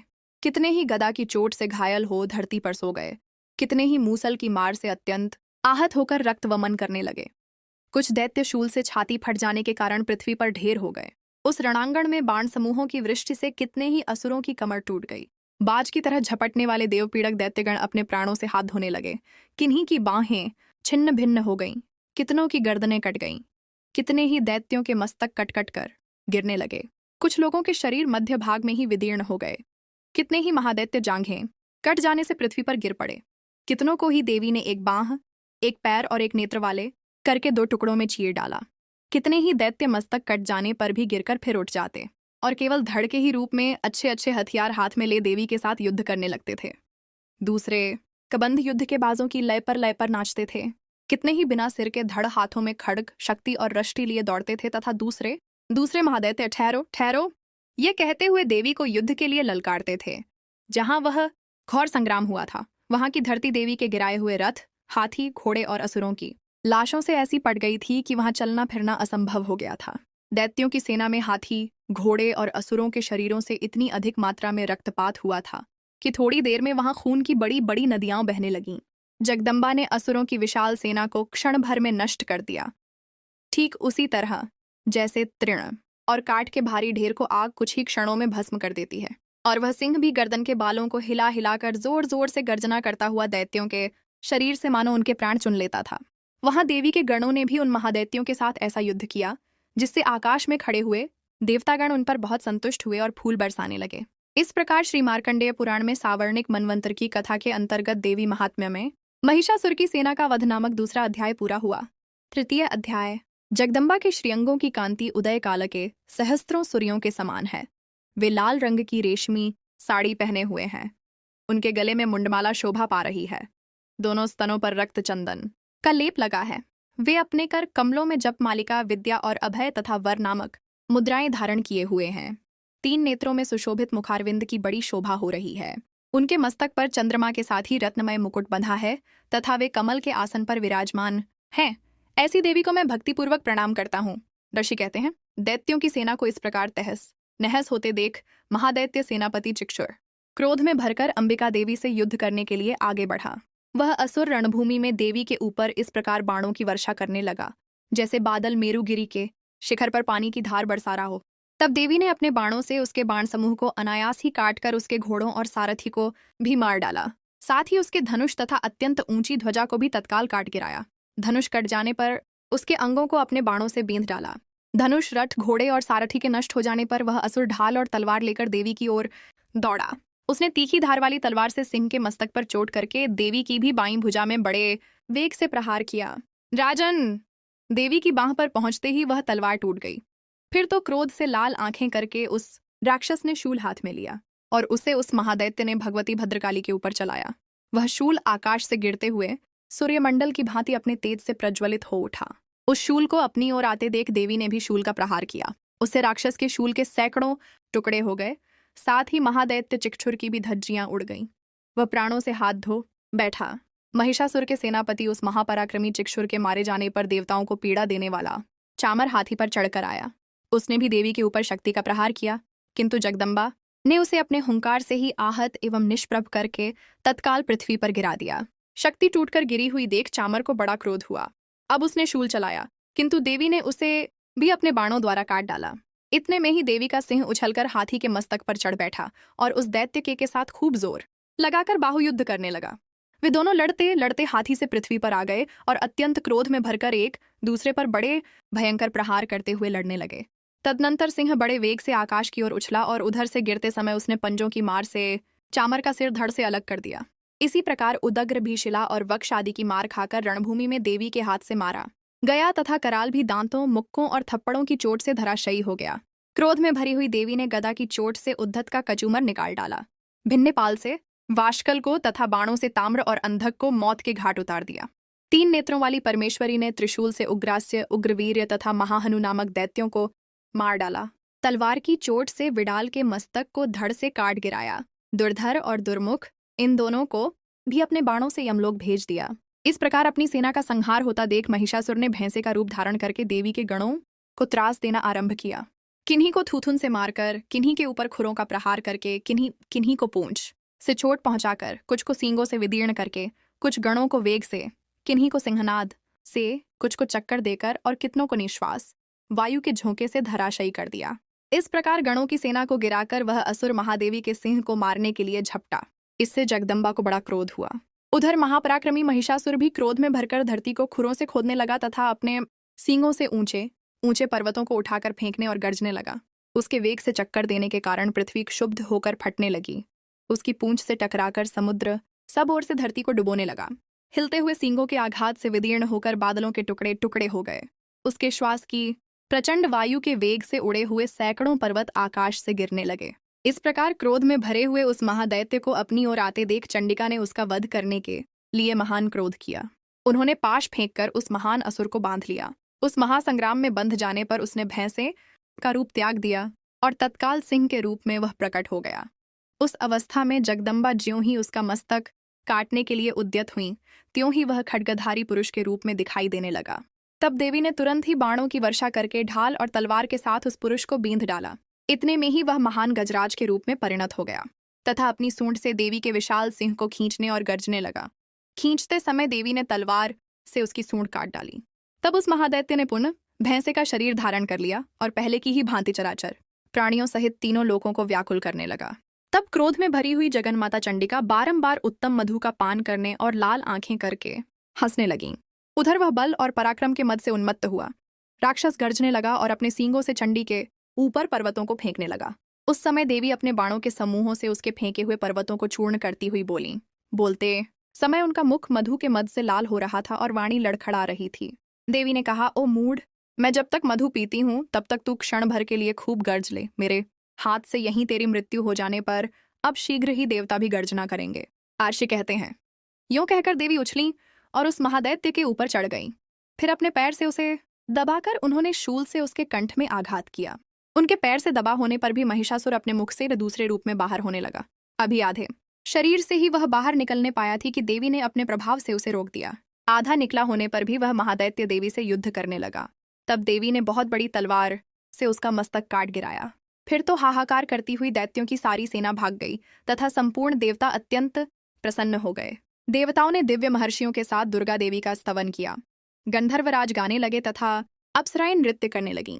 इस प्रकार श्री मार्कंडेय पुराण में सावर्णिक मनवंतर की कथा के अंतर्गत देवी महात्म्य में महिषासुरवध नामक तीसरा अध्याय पूरा हुआ।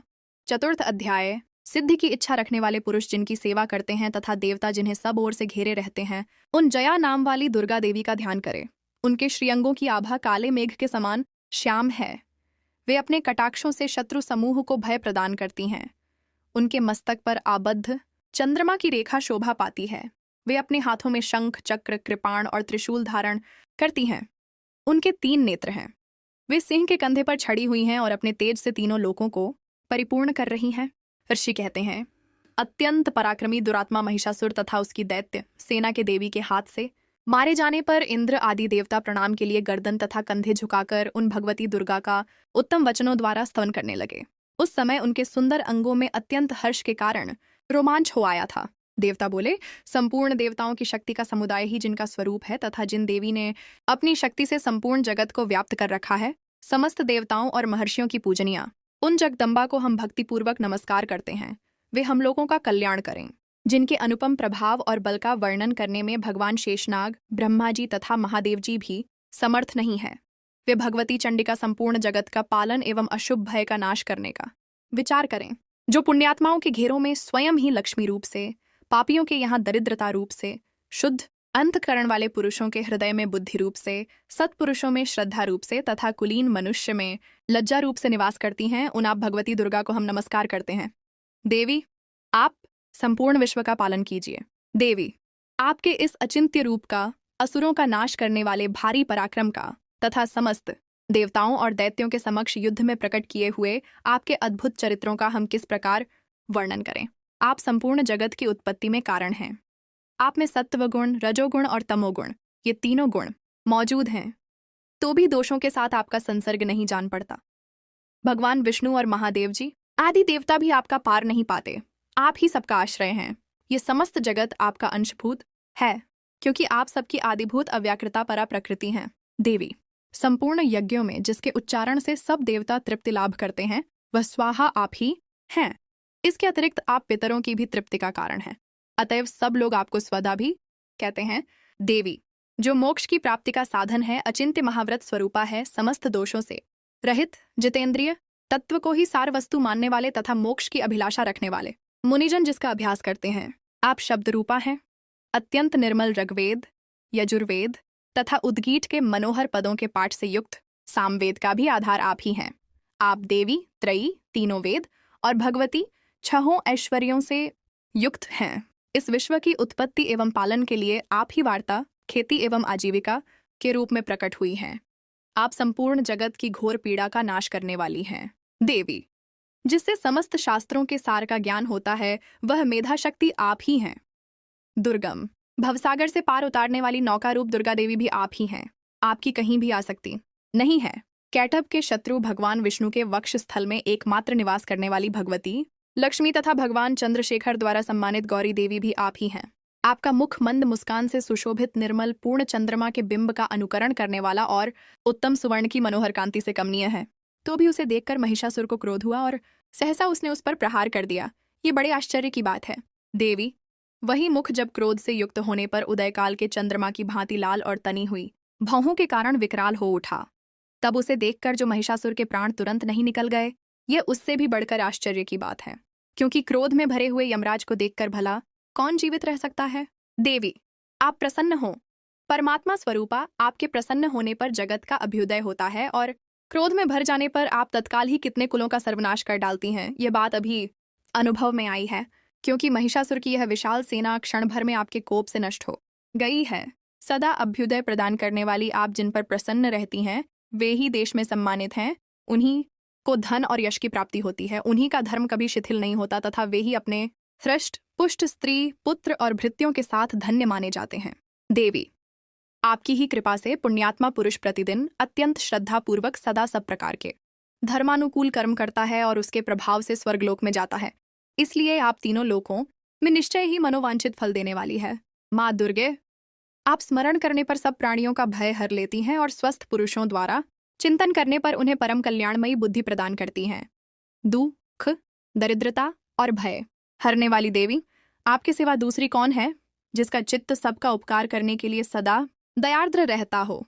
देवी, इन राक्षसों के मारने से संसार को सुख मिले तथा ये राक्षस चिरकाल तक नरक में रहने के लिए भले ही पाप करते रहे हों, इस समय संग्राम में मृत्यु को प्राप्त होकर स्वर्गलोक में जयम निश्चय ही यही सोचकर आप शत्रुओं का वध करती हैं। आप शत्रुओं पर शस्त्रों का प्रहार क्यों करती हैं? समस्त असुरों को दृष्टिपात मात्र से ही भस्म क्यों नहीं कर देती? इसमें एक रहस्य है। ये शत्रु भी हमारे शस्त्रों से पवित्र होकर उत्तम लोकों में जाएं। इस प्रकार उनके प्रति भी आपका विचार अत्यंत उत्तम रहता है। खड्ग के तेज पूंज की भयंकर दीप्ति से तथा आपके त्रिशूल के अग्रभाग की घनीभूत प्रभा से चौंधिया कर जो असुरों की आंखें फूट नहीं गईं, उसमें कारण यही था कि वे मनोहर रश्मियों से युक्त चंद्रमा के समान आनंद प्रदान करने वाले आपके इस सुंदर मुख का दर्शन करते थे। देवी, आपका शील दुराचारियों के बुरे बर्ताव की दूर करने वाला है।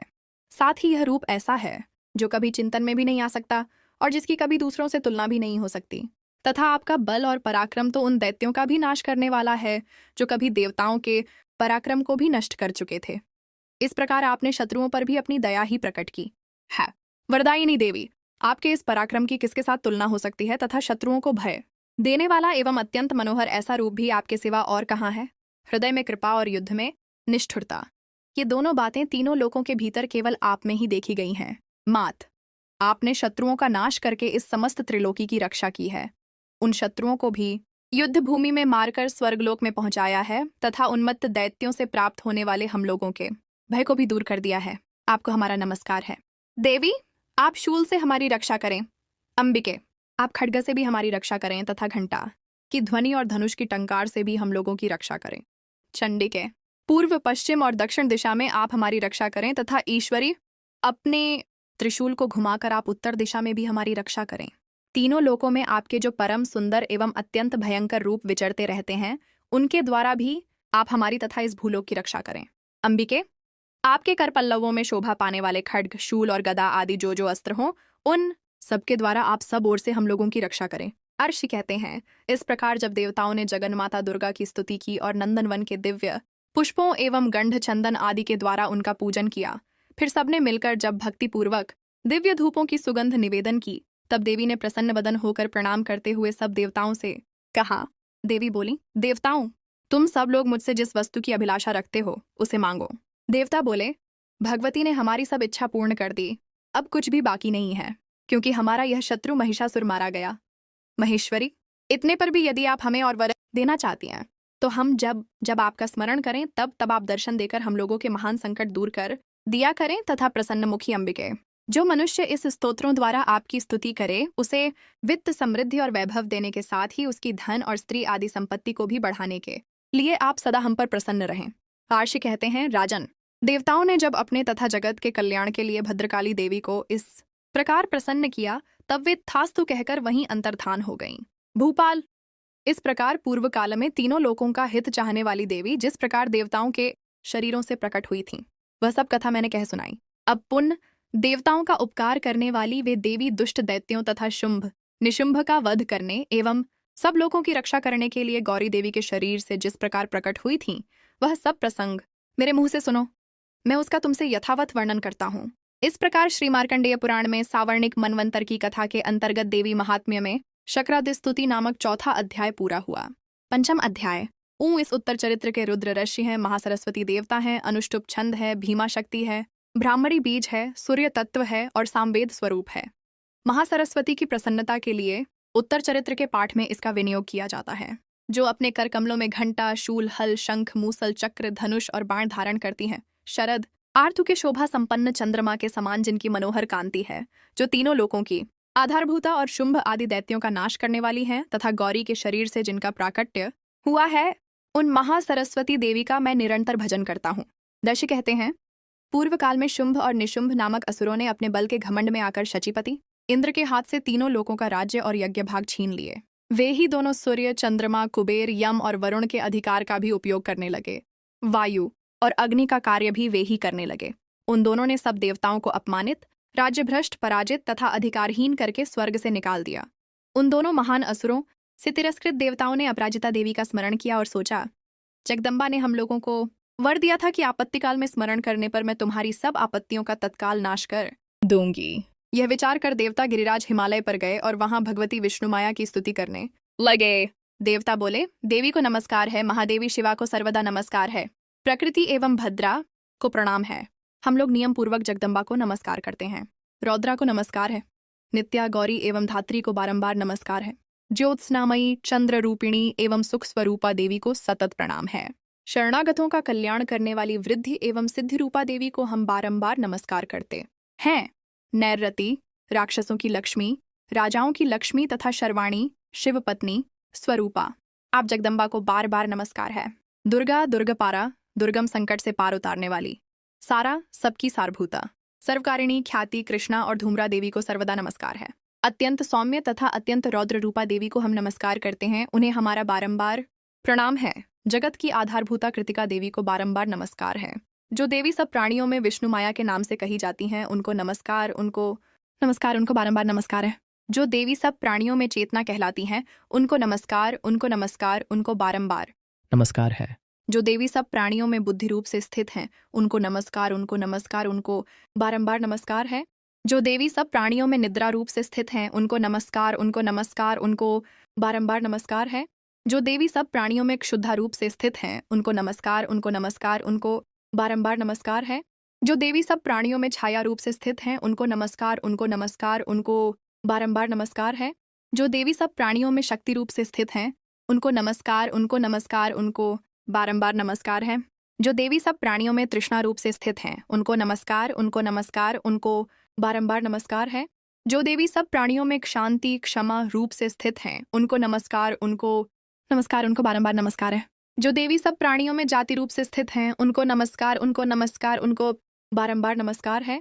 जो देवी सब प्राणियों में लज्जा रूप से स्थित हैं उनको नमस्कार, उनको नमस्कार, उनको बारंबार नमस्कार है। जो देवी सब प्राणियों में शांति रूप से स्थित हैं उनको नमस्कार, उनको नमस्कार, उनको बारंबार नमस्कार है। जो देवी सब प्राणियों में श्रद्धा रूप से स्थित हैं उनको नमस्कार, उनको नमस्कार, उनको बारंबार नमस्कार है। जो देवी सब प्राणियों में कांति रूप से स्थित हैं उनको नमस्कार, उनको नमस्कार, उनको बारंबार नमस्कार है। जो देवी सब प्राणियों में लक्ष्मी रूप से स्थित हैं उनको नमस्कार, उनको नमस्कार, उनको बारंबार नमस्कार है। जो देवी सब प्राणियों में वृत्ति रूप से स्थित हैं उनको नमस्कार, उनको नमस्कार, उनको बारंबार नमस्कार है। जो देवी सब प्राणियों में स्मृति रूप से स्थित हैं उनको नमस्कार, उनको नमस्कार, उनको बारंबार नमस्कार है। जो देवी सब प्राणियों में दया रूप से स्थित हैं उनको नमस्कार, उनको नमस्कार, उनको बारंबार नमस्कार है। जो देवी सब प्राणियों में तुष्टि रूप से स्थित हैं उनको नमस्कार, उनको नमस्कार, उनको बारंबार नमस्कार है। जो देवी सब प्राणियों में माता रूप से स्थित हैं उनको नमस्कार, उनको नमस्कार, उनको बारंबार नमस्कार है। जो देवी सब प्राणियों में भ्रांति रूप से स्थित हैं उनको नमस्कार, उनको नमस्कार, उनको बारंबार नमस्कार है। जो जीवों के इंद्रिय वर्ग की अधिष्ठात्री देवी एवं सब प्राणियों में व्याप्त रहने वाली हैं उन व्याप्ति देवी को बारंबार नमस्कार है। जो देवी चैतन्य रूप से इस संपूर्ण जगत को व्याप्त करके स्थित हैं उनको नमस्कार, उनको नमस्कार, उनको बारंबार नमस्कार है। पूर्व काल में अपने अभीष्ट की प्राप्ति होने से देवताओं ने जिनकी स्तुति की तथा देवराज इंद्र ने बहुत दिनों तक जिनका सेवन किया वह कल्याण की साधनभूता ईश्वरी हमारा कल्याण और मंगल करे तथा सारी आपत्तियों का नाश कर डाले।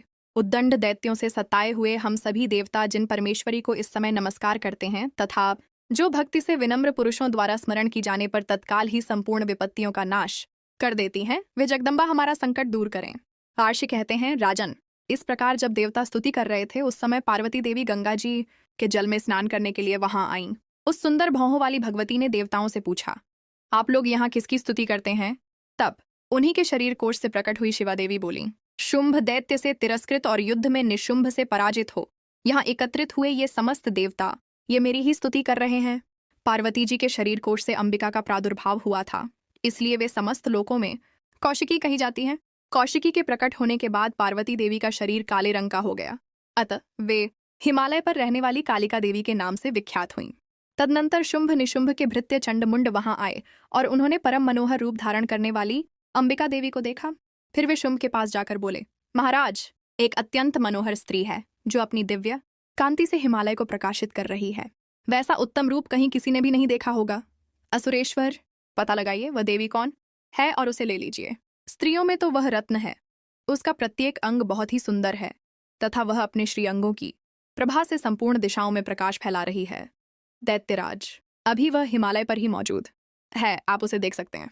प्रभु, तीनों लोकों में मणि, हाथी और घोड़े आदि जितने भी रत्न हैं वे सब इस समय आपके घर में शोभा पाते हैं। हाथियों में रत्नभूत ऐरावत, यह पारिजात का वृक्ष और यह उच्चय श्रवा घोड़ा, यह सब आपने इंद्र से ले लिया है। हंसों से जुटा हुआ यह विमान भी आपके आंगन में शोभा पाता है। यह रत्नभूत अद्भुत विमान जो पहले ब्रह्मा जी के पास था अब आपके यहाँ लाया गया है। यह महापद्म नामक निधि आप कुबेर से छीन लाए हैं।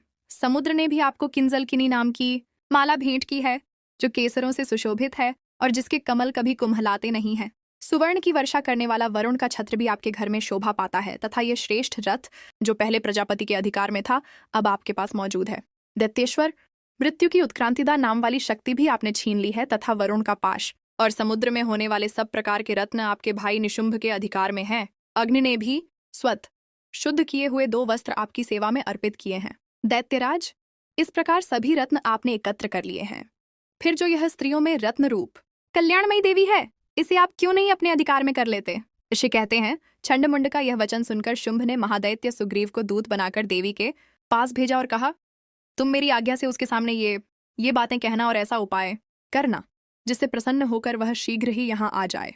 वह दूत पर्वत के अत्यंत रमणीय प्रदेश में जहां देवी मौजूद थीं, गया और मधुर वाणी में कोमल वचन बोला। दूत बोला, देवी, दैत्यराज शुंभ इस समय तीनों लोकों के परमेश्वर हैं। मैं उन्हीं का भेजा हुआ दूत हूं और यहाँ तुम्हारे ही पास आया हूं। उनकी आज्ञा सदा सब देवता एक स्वर से मानते हैं, कोई उसका उल्लंघन नहीं कर सकता। वे संपूर्ण देवताओं को परास्त कर चुके हैं। उन्होंने तुम्हारे लिए जो संदेश दिया है उसे सुनो। संपूर्ण त्रिलोकी मेरे अधिकार में है, देवता भी मेरी आज्ञा के अधीन चलते हैं। संपूर्ण यज्ञों के भागों को मैं ही पृथक पृथक भोगता हूँ। तीनों लोकों में जितने श्रेष्ठ रत्न हैं वे सब मेरे अधिकार में हैं। देवराज इंद्र का वाहन ऐरावत जो हाथियों में रत्न के समान है, मैंने छीन लिया है। क्षीर सागर का मंथन करने से जो अश्वरत्न उच्चय श्रवा प्रकट हुआ था, उसे देवताओं ने मेरे पैरों पर पड़कर समर्पित किया है। सुंदरी, उनके सिवा और भी जितने रत्नभूत पदार्थ देवताओं, गंधर्वों और नागों के पास थे, वे सब मेरे ही पास आ गए हैं। देवी, हम लोग तुम्हें संसार की स्त्रियों में रत्न मानते हैं, अतः तुम हमारे पास आ जाओ, क्योंकि रत्नों का उपभोग करने वाले हम ही हैं। चंचल कटाक्षों वाली सुंदरी, तुम मेरी या मेरे भाई महापराक्रमी निशुंभ की सेवा में आ जाओ, क्योंकि तुम रत्न स्वरूपा हो। मेरा वरण करने से तुम्हें तुलना रहित महान ऐश्वर्य की प्राप्ति होगी। अपनी बुद्धि से यह विचार कर तुम मेरी पत्नी बन जाओ। रश कहते हैं, दूत के यों कहने पर कल्याणमयी भगवती दुर्गा देवी, जो इस जगत को धारण करती हैं, मन ही मन गंभीर भाव से मुस्कुराईं और इस प्रकार बोलीं। देवी ने कहा, दूत, तुमने सत्य कहा है, इसमें तनिक भी मिथ्या नहीं है। शुंभ तीनों लोकों का स्वामी है और निशुंभ भी उसी के समान पराक्रमी है। किंतु इस विषय में मैंने जो प्रतिज्ञा कर ली है उसे मिथ्या कैसे करूं? मैंने अपनी अल्प बुद्धि के कारण पहले से जो प्रतिज्ञा कर रखी है उसे सुनो। जो मुझे संग्राम में जीत लेगा, जो मेरे अभिमान को चूर्ण कर देगा तथा संसार में जो मेरे समान बलवान होगा, वही मेरा स्वामी होगा। इसलिए शुंभ अथवा महादैत्य निशुंभ स्वयं ही यहाँ पधारें और मुझे जीतकर शीघ्र ही मेरा पाणी ग्रहण कर लें। इसमें विलंब की क्या आवश्यकता है? दूत बोला, तुम घमंड में भरी हो, मेरे सामने ऐसी बातें न करो। तीनों लोकों में कौन ऐसा पुरुष है जो शुंभ निशुंभ के सामने खड़ा हो सके? देवी, देवी, अन्य दैत्यों के सामने भी सारे देवता युद्ध में नहीं ठहर सकते, फिर तुम अकेली स्त्री होकर कैसे ठहर सकती हो? जिन शुंभ आदि दैत्यों के सामने इंद्र आदि सब देवता भी युद्ध में खड़े नहीं हुए, उनके सामने तुम स्त्री होकर कैसे जाओगी? इसलिए तुम मेरे ही कहने से शुंभ निशुंभ के पास चली चलो। ऐसा करने से तुम्हारे गौरव की रक्षा होगी, अन्यथा जब वे केश पकड़कर घसीटेंगे तब तुम्हें अपनी प्रतिष्ठा खोकर जाना पड़ेगा। देवी ने कहा, तुम्हारा कहना ठीक है, शुंभ बलवान है और निशुंभ भी बड़ा पराक्रमी है, किंतु क्या करूं? मैंने पहले बिना सोचे समझे प्रतिज्ञा कर ली है, अतः अब तुम जाओ। मैंने तुमसे जो कहा है वह सब दैत्यराज से आदरपूर्वक कहना, फिर वे जो उचित जान पड़े करें। इस प्रकार श्री मार्कंडेय पुराण में सावर्णिक मनवंतर की कथा के अंतर्गत देवी महात्म्य में देवी दूत संवाद नामक 5वां अध्याय पूरा हुआ। षष्ठ अध्याय। मैं सर्वगेश्वर भैरव के अंक में निवास करने वाली परमोत्कृष्ट पद्मावती देवी का चिंतन करता। वे नागराज के आसन पर बैठी हैं। नागों के फणों में सुशोभित होने वाली मणियों की विशाल माला से उनकी दहलता उद्भासित हो रही है।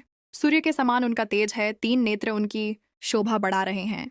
वे हाथों में माला, कुंभ, कपाल और कमल लिए हुए हैं तथा उनके मस्तक में अर्धचंद्र का मुकुट सुशोभित है।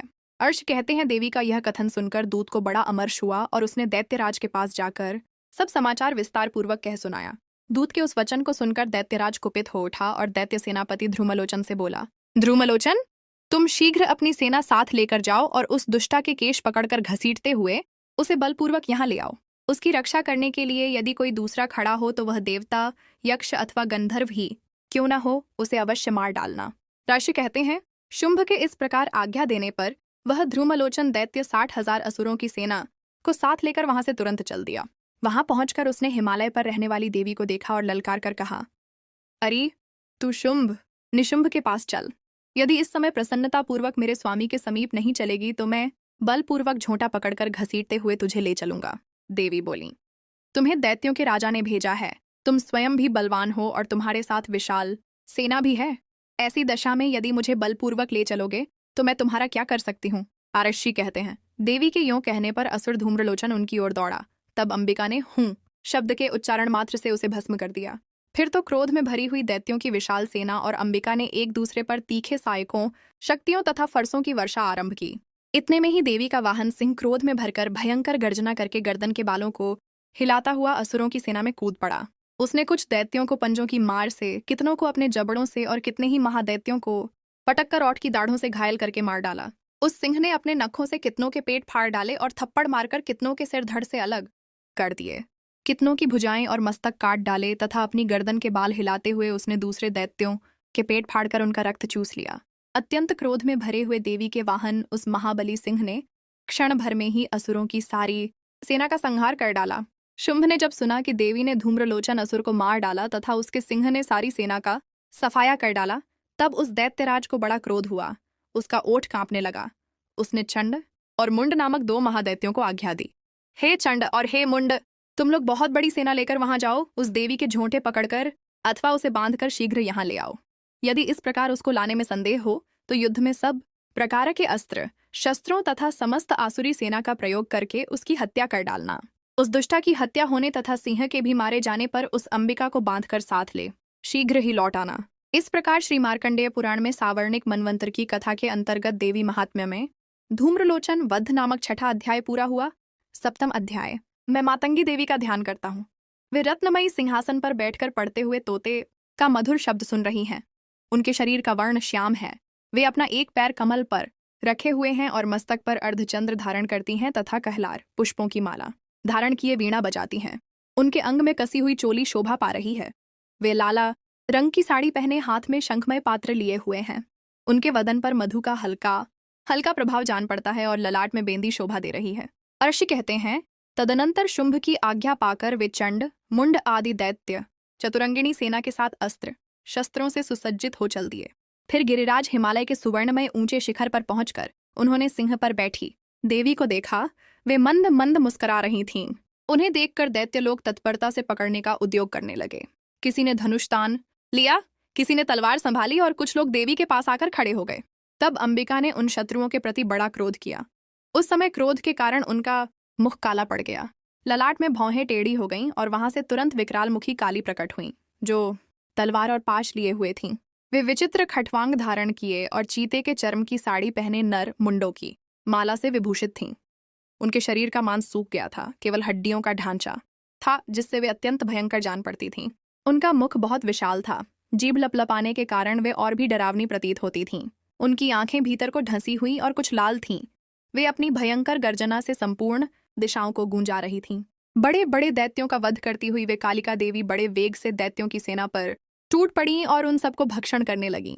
वे पार्श्व रक्षकों, अंकुशधारी महावतों, योद्धाओं और घंटा सहित कितने ही हाथियों को एक ही हाथ से पकड़कर मुंह में डाल लेती थीं। इसी प्रकार घोड़े, रथ और सारथी के साथ रथी सैनिकों को मुंह में डालकर वे उन्हें बड़े भयानक रूप से चबा डालती थीं।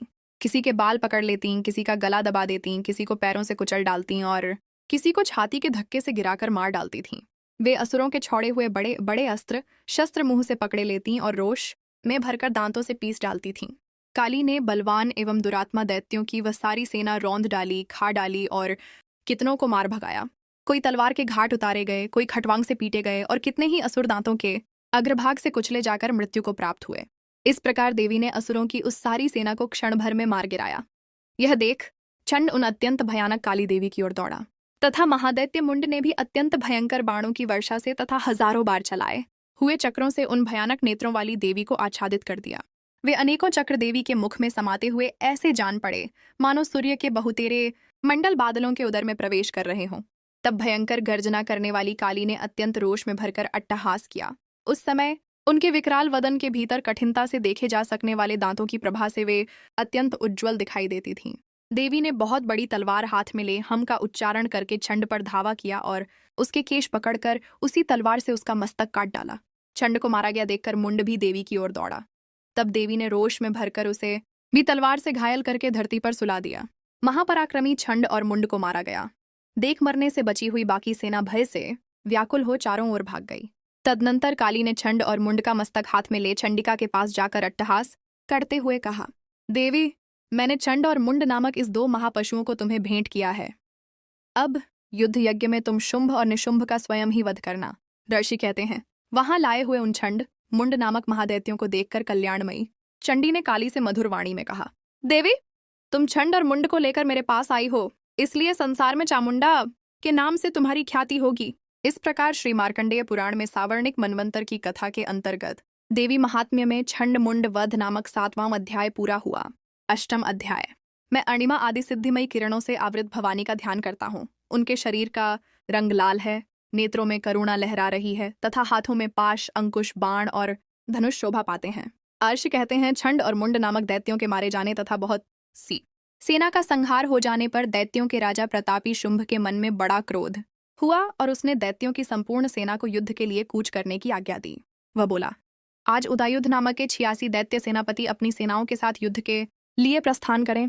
कंबू नाम वाले दैत्यों के 84 सेनानायक अपनी वाहिनी से घिरे हुए यात्रा करें। कालक, मौर्य और कालकेय असुर भी युद्ध के लिए तैयार हो मेरी आज्ञा से तुरंत प्रस्थान करें। भयानक शासन करने वाला असुरराज शुंभ इस प्रकार आज्ञा दे सहस्त्रों बड़ी बड़ी सेनाओं के साथ युद्ध के लिए प्रस्थित हुआ।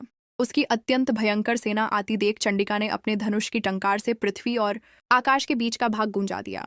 राजन, तदनंतर देवी के सिंह ने भी बड़े जोर जोर से दहाड़ना आरंभ किया। फिर अंबिका ने घंटे के शब्द से उस ध्वनि को और भी बढ़ा दिया। धनुष की टंकार, सिंह की दहाड़ और घंटे की ध्वनि से संपूर्ण दिशाएं गूंज उठीं। उस भयंकर शब्द से काली ने अपने विकराल मुख को और भी बढ़ा लिया तथा इस प्रकार वे विजयनी हुईं। उस तुमुल नाद को सुनकर दैत्यों की सेनाओं ने चारों ओर से आकर चंडिका देवी, सिंह तथा काली देवी को क्रोधपूर्वक घेर लिया। राजन, इसी बीच में असुरों के विनाश तथा देवताओं के अभ्युदय के लिए ब्रह्मा, शिव, कार्तिकेय, विष्णु तथा इंद्र आदि देवों की शक्तियां, जो अत्यंत पराक्रम और बल से संपन्न थीं, उनके शरीरों से निकलकर उन्हीं के रूप में चंडिका देवी के पास गईं। जिस देवता का जैसा रूप, जैसी वेशभूषा और जैसा वाहन है, ठीक वैसे ही साधनों से संपन्न हो उसकी शक्ति असुरों से युद्ध करने के लिए आई। सबसे पहले हंसयुक्त विमान पर बैठी हुई अक्षसूत्र और कमंडलू से सुशोभित ब्रह्मा जी की शक्ति उपस्थित हुई, जिसे ब्रह्माणी कहते हैं। महादेव जी की शक्ति वृषभ पर आरूढ़ हो, हाथों में श्रेष्ठ त्रिशूल धारण किए, महानाग का कंकण पहने, मस्तक में चंद्र रेखा से विभूषित हो वहां आ पहुंची। कार्तिकेय जी की शक्ति रूपा जगदम्बिका उन्हीं का रूप धारण किए श्रेष्ठ मयूर पर आरूढ़ हो, हाथ में शक्ति लिए दैत्यों से युद्ध करने के लिए आईं। इसी प्रकार भगवान विष्णु की शक्ति गरुड़ पर विराजमान हो, शंख, चक्र, गदा, शार्ंग, धनुष तथा खड्गा हाथ में लिए वहां आई। अनुपम यज्ञ वाराह का रूप धारण करने वाले श्रीहरि की जो शक्ति है, वह भी वाराह शरीर धारण करके वहां उपस्थित हुई। नारसिंही शक्ति भी नृसिंह के समान शरीर धारण करके वहां आई। उसकी गर्दन के बालों के झटके से आकाश के तारे बिखरे पड़ते थे। इसी प्रकार इंद्र की शक्ति वज्र हाथ में लिए गजराज ऐरावत पर बैठकर आई। उसके भी सहस्त्र नेत्र थे। इंद्र का जैसा रूप है वैसा ही उसका भी थी। तदनंतर उन देव शक्तियों से घिरे हुए महादेव जी ने चंडिका से कहा, मेरी प्रसन्नता के लिए तुम शीघ्र ही इन असुरों का संहार करो। तब देवी के शरीर से अत्यंत भयानक और परम उग्र चंडिका शक्ति प्रकट हुई, जो सैकड़ों गीदड़ियों की भांति आवाज करने वाली थी। उस अपराजिता देवी ने धूमिल जटा वाले महादेव जी से कहा, भगवान, आप शुंभ निशुंभ के पास दूत बनकर जाइए और उन अत्यंत गर्वीले दानव शुंभ एवं निशुंभ दोनों से कहिए, साथ ही उनके अतिरिक्त भी जो दानव युद्ध के लिए वहां उपस्थित हों, उनको भी यह संदेश दीजिए, दैत्यो, यदि जीवित रहना चाहते हो तो पाताल को लौट जाओ। इंद्र को त्रिलोकी का राज्य मिल जाए और देवता यज्ञ भाग का उपभोग करें। यदि बल के घमंड में आकर तुम युद्ध की अभिलाषा रखते हो तो आओ, मेरी शिवाय योगिनियां तुम्हारे कच्चे मांस से तृप्त हों। चूंकि उस देवी ने भगवान शिव को दूत के कार्य में नियुक्त किया था, इसलिए वह शिवदूती के नाम से संसार में विख्यात हुई। वे महादैत्य भी भगवान शिव के मुंह से देवी के वचन सुनकर क्रोध में भर गए और जहां कात्यायनी विराजमान थीं उस ओर बढ़े। तदनंतर वे दैत्य अमर्ष में भरकर पहले ही देवी के ऊपर बाण, शक्ति और रष्टि आदि अस्त्रों की वृष्टि करने लगे। तब देवी ने खेल में ही धनुष टंकार की और उससे छोड़े हुए बड़े बड़े बाणों द्वारा दैत्यों के चलाए हुए बाण, शूल, शक्ति और फरसों को काट डाला। फिर काली उनके आगे होकर शत्रुओं को शूल के प्रहार से विदीर्ण करने लगी और खटवांग से उनका कचूमर निकालती हुई रणभूमि में विचरने लगी। ब्रह्माणी भी जिस ओर दौड़ती उसी ओर अपने कमंडलू का जल छिड़क कर शत्रुओं के ओज और पराक्रम को नष्ट कर देती थी। माहेश्वरी ने त्रिशूल से तथा वैष्णवी ने चक्र से और अत्यंत क्रोध में भरी हुई कुमार कार्तिकेय की शक्ति ने शक्ति से दैत्यों का संहार आरंभ किया। इंद्र शक्ति के वज्र प्रहार से विदीर्ण हो सैकड़ों दैत्य दानव रक्त की धारा बहाते हुए पृथ्वी पर सो गए। वाराही शक्ति ने कितनों को अपनी ठूठुन की मार से नष्ट किया, दाढ़ों के अग्रभाग से कितनों की छाती छेद डाली तथा कितने ही दैत्य उसके चक्र की चोट से विदीर्ण होकर गिर पड़े। नारसिंही भी दूसरे महादैत्यों को अपने नखों से विदीर्ण करके खाती और सिंहनाद से दिशाओं एवं आकाश को गूंजाती हुई युद्ध क्षेत्र में विचरने लगी। कितने ही असुर शिवदूती के प्रचंड अट्टहास से अत्यंत भयभीत हो पृथ्वी पर गिर पड़े और गिरने पर उन्हें शिवदूती ने उस समय अपना ग्रास बना लिया। इस प्रकार क्रोध में भरे हुए मातृगणों को नाना प्रकार के उपायों से बड़े बड़े असुरों का मर्दन करते देख दैत्य सैनिक भाग खड़े हुए। मातृगणों से पीड़ित दैत्यों को युद्ध से भागते देख रक्तबीज नामक महादैत्य क्रोध में भरकर युद्ध करने के लिए आया। उसके शरीर से जब रक्त की बूंद पृथ्वी पर गिरती, तब उसी के समान शक्तिशाली एक दूसरा महादैत्य पृथ्वी पर पैदा हो जाता। महासुर रक्तबीज हाथ में गदा लेकर इंद्र शक्ति के साथ युद्ध करने लगा। तब ऐन्द्री ने अपने वज्र से रक्तबीज को मारा। वज्र से घायल होने पर उसके शरीर से बहुत सा रक्त छूने लगा और उससे उसी के समान रूप तथा पराक्रम वाले योद्धा उत्पन्न होने लगे। उसके शरीर से रक्त की जितनी बूंदें गिरीं, उतने ही पुरुष उत्पन्न हो गए। वे सब रक्तबीज के समान ही वीर्यवान, बलवान तथा पराक्रमी थे। वे रक्त से उत्पन्न होने वाले पुरुष भी अत्यंत भयंकर अस्त्र शस्त्रों का प्रहार करते हुए वहां मातृगणों के साथ घोर युद्ध करने लगे। पुण्य वज्र के प्रहार से जब उसका मस्तक घायल हुआ, तब रक्त बहने लगा और उससे हजारों पुरुष उत्पन्न हो गए। वैष्णवी ने युद्ध में रक्तबीज पर चक्र का प्रहार किया तथा ऐन्द्री ने उस दैत्य सेनापति को गदा से चोट पहुंचाई। वैष्णवी के चक्र से घायल होने पर उसके शरीर से जो रक्त बहा और उससे जो उसी के बराबर आकार वाले सहस्त्रों महादैत्य प्रकट हुए, उनके द्वारा संपूर्ण जगत व्याप्त हो गया। कौमारी शक्ति से, वाराही ने खड्ग से और माहेश्वरी ने त्रिशूल से महादैत्य रक्तबीज को घायल किया। क्रोध में भरे हुए उस महादैत्य रक्तबीज ने भी गदा से सभी मातृ शक्तियों पर पृथक पृथक प्रहार किया। शक्ति और शूल आदि से अनेक बार घायल होने पर जो उसके शरीर से रक्त की धारा पृथ्वी पर गिरी, उससे भी निश्चय ही सैकड़ों असुर उत्पन्न हुए। इस प्रकार उस महादैत्य के रक्त से प्रकट हुए असुरों द्वारा संपूर्ण जगत व्याप्त हो गया। इससे उन देवताओं को बड़ा भय हुआ। देवताओं को उदास देख चंडिका ने काली से शीघ्रतापूर्वक कहा, चामुंडे, तुम अपना मुख और फैलाओ तथा मेरे शस्त्रपात से गिरने वाले रक्त बिंदुओं और उनसे उत्पन्न होने वाले महादैत्यों को तुम अपने इस उतावले मुख से खा जाओ। इस प्रकार रक्त से उत्पन्न होने वाले महादैत्यों का भक्षण करती हुई तुम रण में विचरती रहो। ऐसा करने से उस दैत्य का सारा रक्त क्षीण हो जाने पर वह स्वयं भी नष्ट हो जाएगा। उन भयंकर दैत्यों को जब तुम खा जाओगी, तब दूसरे नए दैत्य उत्पन्न नहीं हो सकेंगे। काली से यूं कहकर चंडिका देवी ने शूल से रक्तबीज को मारा और काली ने अपने मुख में उसका रक्त ले लिया। तब उसने वहां चंडिका पर गदा से प्रहार किया, किंतु उस गदापात ने देवी को तनिक भी वेदना नहीं पहुंचाई। रक्तबीज के घायल शरीर से बहुत सा रक्त गिरा, किंतु ज्यों ही वह गिरा त्यों ही चामुंडा ने उसे अपने मुख में ले लिया। रक्त गिरने से काली के मुख में जो महादैत्य उत्पन्न हुए, उन्हें भी वह चट कर गई और उसने रक्तबीज का रक्त भी पी लिया। तदनंतर देवी ने रक्तबीज को, जिसका रक्त चामुंडा ने पी लिया था, वज्र, बाण, खड्ग तथा रष्टि आदि से मार डाला। राजन, इस प्रकार शस्त्रों के समुदाय से आहत एवं रक्तहीन हुआ महादैत्य रक्तबीज पृथ्वी पर गिर पड़ा। नरेश्वर, इससे देवताओं को अनुपम हर्ष की प्राप्ति हुई और मातृगण उन असुरों के रक्तपान के मद से उद्दत सा होकर नृत्य करने लगा। इस प्रकार श्री मार्कंडेय पुराण में सावर्णिक मनवंतर की कथा के अंतर्गत देवी महात्म्य में रक्तबीज वध नामक 8वां अध्याय पूरा हुआ। 9वां अध्याय। मैं अर्धनारीश्वर के श्री विग्रह की निरंतर शरण लेता हूँ। उसका वर्ण बंदूक, पुष्प और सुवर्ण के समान रक्त पीत मिश्रित है। वह अपनी भुजाओं में सुंदर अक्षमाला, पाश, अंकुश और वृद्ध मुद्रा धारण करता है। अर्धचंद्र उसका आभूषण है तथा वह 3 नेत्रों से सुशोभित है। राजा ने कहा, भगवन, आपने रक्तबीज के वध से संबंध रखने वाला देवी चरित्र का यह अद्भुत महात्म्य मुझे बतलाया। अब रक्तबीज के मारे जाने पर अत्यंत क्रोध में भरे हुए शुंभ और निशुंभ ने जो कर्म किया, उसे मैं सुनना चाहता हूँ। आर्षि कहते हैं, राजन, युद्ध में रक्तबीज तथा अन्य दैत्यों के मारे जाने पर शुंभ और निशुंभ के क्रोध की सीमा न रही। अपनी विशाल सेना इस प्रकार मारी जाती देख निशुंभ अमर्ष में भरकर देवी की ओर दौड़ा। उसके साथ असुरों की प्रधान सेना थी। उसके आगे, पीछे तथा पार्श्व भाग में बड़े बड़े असुर थे, जो क्रोध से ओट चबाते हुए देवी को मार डालने आए। महापराक्रमी शुंभ भी अपनी सेना के साथ मातृगणों से युद्ध करके क्रोधवश चंडिका को मारने के लिए आ पहुंचा। तब देवी के साथ शुंभ और निशुंभ का घोर संग्राम छिड़ गया। वे दोनों दैत्य मेघों की भांति बाणों की भयंकर वृष्टि कर रहे थे। उन दोनों के चलाए हुए बाणों को चंडिका ने अपने बाणों के समूह से तुरंत काट डाला और शस्त्र समूहों की वर्षा करके उन दोनों दैत्यपतियों के अंगों में भी चोट पहुंचाई। निशुंभ ने तीखी तलवार और चमकती हुई ढाल लेकर देवी के श्रेष्ठ वाहन सिंह के मस्तक पर प्रहार किया। अपने वाहन को चोट पहुंचने पर देवी ने एक क्षुरप्र नामक बाण से निशुंभ की श्रेष्ठ तलवार तुरंत ही काट डाली और उसकी ढाल को भी, जिसमें 8 चांद जड़े थे, खंड खंड कर दिया। ढाल और तलवार के कट जाने पर उस असुर ने शक्ति चलाई, किंतु सामने आने पर देवी ने चक्र से उसके भी 2 टुकड़े कर दिए। अब तो निशुंभ क्रोध से जल उठा और उस दानव ने देवी को मारने के लिए शूल उठाया, किंतु देवी ने समीप आने पर उसे भी मुक्के से मारकर चूर्ण कर दिया। तब उसने गदा घुमाकर चंडी के ऊपर चलाई, परंतु वह भी देवी के त्रिशूल से कटकर भस्म हो गई। तदनंतर दैत्यराज निशुंभ को फरसा हाथ में लेकर आते देख देवी ने बाण समूहों से घायल कर सुला दिया। उस भयंकर पराक्रमी भाई निशुंभ के धराशायी हो जाने पर शुंभ को बड़ा क्रोध हुआ और अंबिका का वध करने के लिए वह आगे बढ़ा। रथ पर बैठे बैठे ही उत्तम आयुधों से सुशोभित अपनी बड़ी बड़ी 8 अनुपम भुजाओं से समूचे आकाश को ढककर वह अद्भुत शोभा पाने लगा।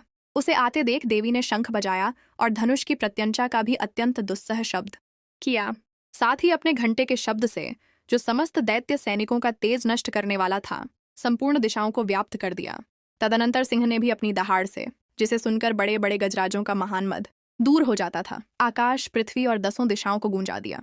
फिर काली ने आकाश में उछलकर अपने हाथों से पृथ्वी पर आघात किया। उससे ऐसा भयंकर शब्द हुआ जिससे पहले के सभी शब्द शांत हो गए। तत्पश्चात शिवदूती ने दैत्यों के लिए अमंगलजनक अट्टहास किया। इन शब्दों को सुनकर समस्त असुर थर्रा उठे, किंतु शुंभ को बड़ा क्रोध हुआ। उस समय देवी ने जब शुंभ को लक्ष्य करके कहा, ओ दुरात्मन, खड़ा रह, खड़ा रह, तभी आकाश में खड़े हुए देवता बोल उठे, जय हो, जय हो। शुंभ ने वहां आकर ज्वालाओं से युक्त अत्यंत भयानक शक्ति चलाई। अग्निमय पर्वत के समान आती हुई उस शक्ति को देवी ने बड़े भारी लूके से दूर हटा दिया। उस समय शुंभ के सिंहनाद से तीनों लोग गूंज उठे। राजन, उसकी प्रतिध्वनि से वज्रपात के समान भयानक शब्द हुआ, जिसने अन्य सब शब्दों को जीत लिया। शुंभ के चलाए हुए बाणों के देवी ने और देवी के चलाए हुए बाणों के शुंभ ने अपने भयंकर बाणों द्वारा सैकड़ों और हजारों टुकड़े कर दिए। तब क्रोध में भरी हुई चंडिका ने शुंभ को शूल से मारा। उसके आघात से मूर्छित हो वह पृथ्वी पर गिर पड़ा। इतने में ही निशुंभ को चेतना हुई और उसने धनुष हाथ में लेकर बाणों द्वारा देवी, काली तथा सिंह को घायल कर डाला। फिर उस दैत्यराज ने 10,000 बान्हे बनाकर चक्रों के प्रहार से चंडिका को आच्छादित कर दिया। तब दुर्गम पीड़ा का नाश करने वाली भगवती दुर्गा ने कुपित होकर अपने बाणों से उन चक्रों तथा बाणों को काट गिराया। यह देख निशुंभ दैत्य सेना के साथ चंडिका का वध करने के लिए हाथ में गदा ले बड़े वेग से दौड़ा। उसके आते ही चंडी ने तीखी धार वाली तलवार से उसकी गदा को शीघ्र ही काट डाला। तब उसने शूल हाथ में ले लिया। देवताओं को पीड़ा देने वाले निशुंभ को शूल हाथ में लिए आता देख चंडिका ने वेग से चलाए हुए अपने शूल से उसकी छाती छेद डाली। शूल से विदीर्ण हो जाने पर उसकी छाती से एक दूसरा महाबली एवं पराक्रमी पुरुष खड़ी रह कहता हुआ निकला। उस निकलते हुए पुरुष की बात सुनकर देवी ठठाकर हंस पड़ी और खड्ग से उन्होंने उसका मस्तक काट डाला। फिर तो वह पृथ्वी पर गिर पड़ा। तदनंतर सिंह अपनी दाढ़ों से असुरों की गर्दन कुचलकर खाने लगा। यह बड़ा भयंकर दृश्य था। उधर काली तथा शिवदूती ने भी अन्यान्य दैत्यों का भक्षण आरंभ किया। कौमारी की शक्ति से विदीर्ण होकर कितने ही महादैत्य नष्ट हो गए। ब्रह्माणी के मंत्रपूत जल से निस्तेज होकर कितने ही भाग खड़े हुए। कितने ही दैत्य माहेश्वरी के त्रिशूल से छिन्न भिन्न हो धराशायी हो गए। वाराही के थूथुन के आघात से कितनों का पृथ्वी पर कचूमर निकल गया। वैष्णवी ने भी अपने चक्र से दानवों के टुकड़े टुकड़े कर डाले। इंद्री के हाथ से छूटे हुए वज्र से भी कितने ही प्राणों से हाथ धो बैठे। कुछ असुर नष्ट हो गए, कुछ उस महायुद्ध से भाग गए तथा कितने ही काली, शिवदूती तथा सिंह के ग्रास बन गए। इस प्रकार श्री मार्कंडेय पुराण में सावर्णिक मनवंतर की कथा के अंतर्गत देवी महात्म्य में निशुंभ वध नामक 9वां अध्याय पूरा हुआ। 10वां अध्याय में मस्तक पर अर्धचंद्र धारण करने वाली शिवशक्ति स्वरूपा भगवती कामेश्वरी का हृदय में चिंतन करता हूँ। वे तपाए हुए सुवर्ण के समान सुंदर हैं। सूर्य, चंद्रमा और अग्नि, ये ही 3 उनके नेत्र हैं तथा वे अपने मनोहर हाथों में धनुष, बाण, अंकुश, पाश और शूल धारण किए हुए हैं। आर्षि कहते हैं, राजन, अपने प्राणों के समान प्यारे भाई निशुंभ को मारा गया देख तथा सारी सेना का संहार होता जान शुंभ कुपित होकर कहा, दुष्ट दुर्गे, तू बल के अभिमान में झूठ मूठ का घमंड न दिखा। तू बड़ी मानिनी बनी हुई है, किंतु दूसरी स्त्रियों के बल का सहारा लेकर लड़ती है। देवी बोली, ओ दुष्ट, मैं अकेली ही हूँ। इस संसार में मेरे सिवा दूसरी कौन है? देख, ये मेरी ही विभूतियां हैं, अतः मुझ में ही प्रवेश कर रही हैं। तदनंतर ब्रह्माणी आदि समस्त देवियाओं अंबिका देवी के शरीर में लीन हो गईं। उस समय केवल अंबिका देवी ही रह गईं। देवी बोली, मैं अपनी ऐश्वर्य शक्ति से अनेक रूपों में यहाँ उपस्थित हुई थी। उन सब रूपों को मैंने समेट लिया। अब अकेली ही युद्ध में खड़ी हूं। तुम भी स्थिर हो जाओ। आर्षि कहते हैं, तदनंतर देवी और शुंभ दोनों में सब देवताओं तथा दानवों के देखते देखते भयंकर युद्ध छिड़ गया। बाणों की वर्षा तथा तीखे शस्त्रों एवं दारुण अस्त्रों के प्रहार के कारण उन दोनों का युद्ध सब लोगों के लिए बड़ा भयानक प्रतीत हुआ। उस समय अंबिका देवी ने जो सैकड़ों दिव्य अस्त्र छोड़े, उन्हें दैत्यराज शुंभ ने उनके निवारक अस्त्रों द्वारा काट डाला। इसी प्रकार शुंभ ने भी जो दिव्य अस्त्र चलाए, उन्हें परमेश्वरी ने हुंकार शब्द के उच्चारण आदि द्वारा खिलवाड़ में ही नष्ट कर डाला। तब उस असुर ने सैकड़ों बाणों से देवी को आच्छादित कर दिया। यह देख क्रोध में भरी हुई उन देवी ने भी बाण मारकर उसका धनुष काट डाला। धनुष कट जाने पर फिर दैत्यराज ने शक्ति हाथ में ली, किंतु देवी ने चक्र से उसके हाथ की शक्ति को भी काट गिराया। तत्पश्चात दैत्यों के स्वामी शुंभ ने 100 चांद वाली चमकती हुई ढाल और तलवार हाथ मिले उस समय देवी पर धावा किया। उसके आते ही चंडिका ने अपने धनुष से छोड़े हुए तीखे बाणों द्वारा उसकी सूर्य किरणों के समान उज्ज्वल ढाल और तलवार को तुरंत काट दिया। फिर उस दैत्य के घोड़े और सारथी मारे गए। धनुष तो पहले ही कट चुका था, अब उसने अंबिका को मारने के लिए उद्यत हो भयंकर मुदगर हाथ में लिया। उसे आते देख देवी ने अपने तीक्ष्ण बाणों से उसका मुदगर भी काट डाला। तिस पर भी वह असुर मुक्का तानकर बड़े वेग से देवी की ओर झपटा। उस दैत्यराज ने देवी की छाती में मुक्का मारा, तब उन देवी ने भी उसकी छाती में एक चांटा जड़ दिया। देवी का थप्पड़ खाकर दैत्यराज शुंभ पृथ्वी पर गिर पड़ा, किंतु पूर्ण सहसा पूर्ववत उठकर खड़ा हो गया। फिर वह उछला और देवी को ऊपर ले जाकर आकाश में खड़ा हो गया। तब चंडिका आकाश में भी बिना किसी आधार के ही शुंभ के साथ युद्ध करने लगी। उस समय दैत्य और चंडिका आकाश में एक दूसरे से लड़ने लगे। उनका वह युद्ध पहले सिद्धौर मुनियों को विस्मय में डालने वाला हुआ। फिर अंबिका ने शुंभ के साथ बहुत देर तक युद्ध करने के पश्चात उसे उठाकर घुमाया और पृथ्वी पर पटक दिया। पटके जाने पर पृथ्वी पर आने के बाद वह दुरात्मा दैत्यपुण्य चंडिका का वध करने के लिए उनकी ओर वेग से दौड़ा। तब समस्त दैत्यों के राजा शुंभ को अपनी ओर आते देख देवी ने त्रिशूल से उसकी छाती छेद कर उसे पृथ्वी पर गिरा दिया। देवी के शूल की धार से घायल होने पर उसके प्राण पखेरु उड़ गए और वह समुद्रों, द्वीपों तथा पर्वतों सहित समूची पृथ्वी को खंपाता हुआ भूमि पर गिर पड़ा। तदनंतर उस दुरात्मा के मारे जाने पर संपूर्ण जगत प्रसन्न एवं पूर्ण स्वस्थ हो गया तथा आकाश स्वच्छ दिखाई देने लगा। पहले जो उत्पात सूचक मेघ और उल्कापात होते थे वे सब शांत हो गए तथा उस दैत्य के मारे जाने पर नदियां भी ठीक मार्ग से बहने लगीं। उस समय शुंभ की मृत्यु के बाद संपूर्ण देवताओं का हृदय हर्ष से भर गया और गंधर्वगण मधुर गीत गाने लगे। दूसरे गंधर्व बाजे बजाने लगे और अप्सराएं नाचने लगीं। पवित्र वायु बहने लगी। सूर्य की प्रभा उत्तम हो गई। अग्निशाला की बुझी हुई आग अपने आप प्रज्वलित हो उठी तथा संपूर्ण दिशाओं के भयंकर शब्द शांत हो गए। इस प्रकार श्री मार्कंडेय पुराण में सावर्णिक मनवंतर की कथा के अंतर्गत देवी महात्म्य में शुंभ वध नामक 10वां अध्याय पूरा हुआ। 11 अध्याय। मैं भुवनेश्वरी देवी का ध्यान करता हूँ। उनके श्रीअंगों की आभा प्रभात काल के सूर्य के समान है और मस्तक पर चंद्रमा का मुकुट है। वे उभरे हुए स्तनों और 3 नेत्रों से युक्त हैं। उनके मुख पर मुस्कान की छटा छाई रहती है और हाथों में वरद, अंकुश, पाश एवं अभय मुद्रा शोभा पाते हैं। अर्षि कहते हैं, देवी के द्वारा वहां महादैत्यपति शुंभ के मारे जाने पर इंद्र आदि देवता अग्नि को आगे करके उन कात्यायनी देवी की स्तुति करने लगे।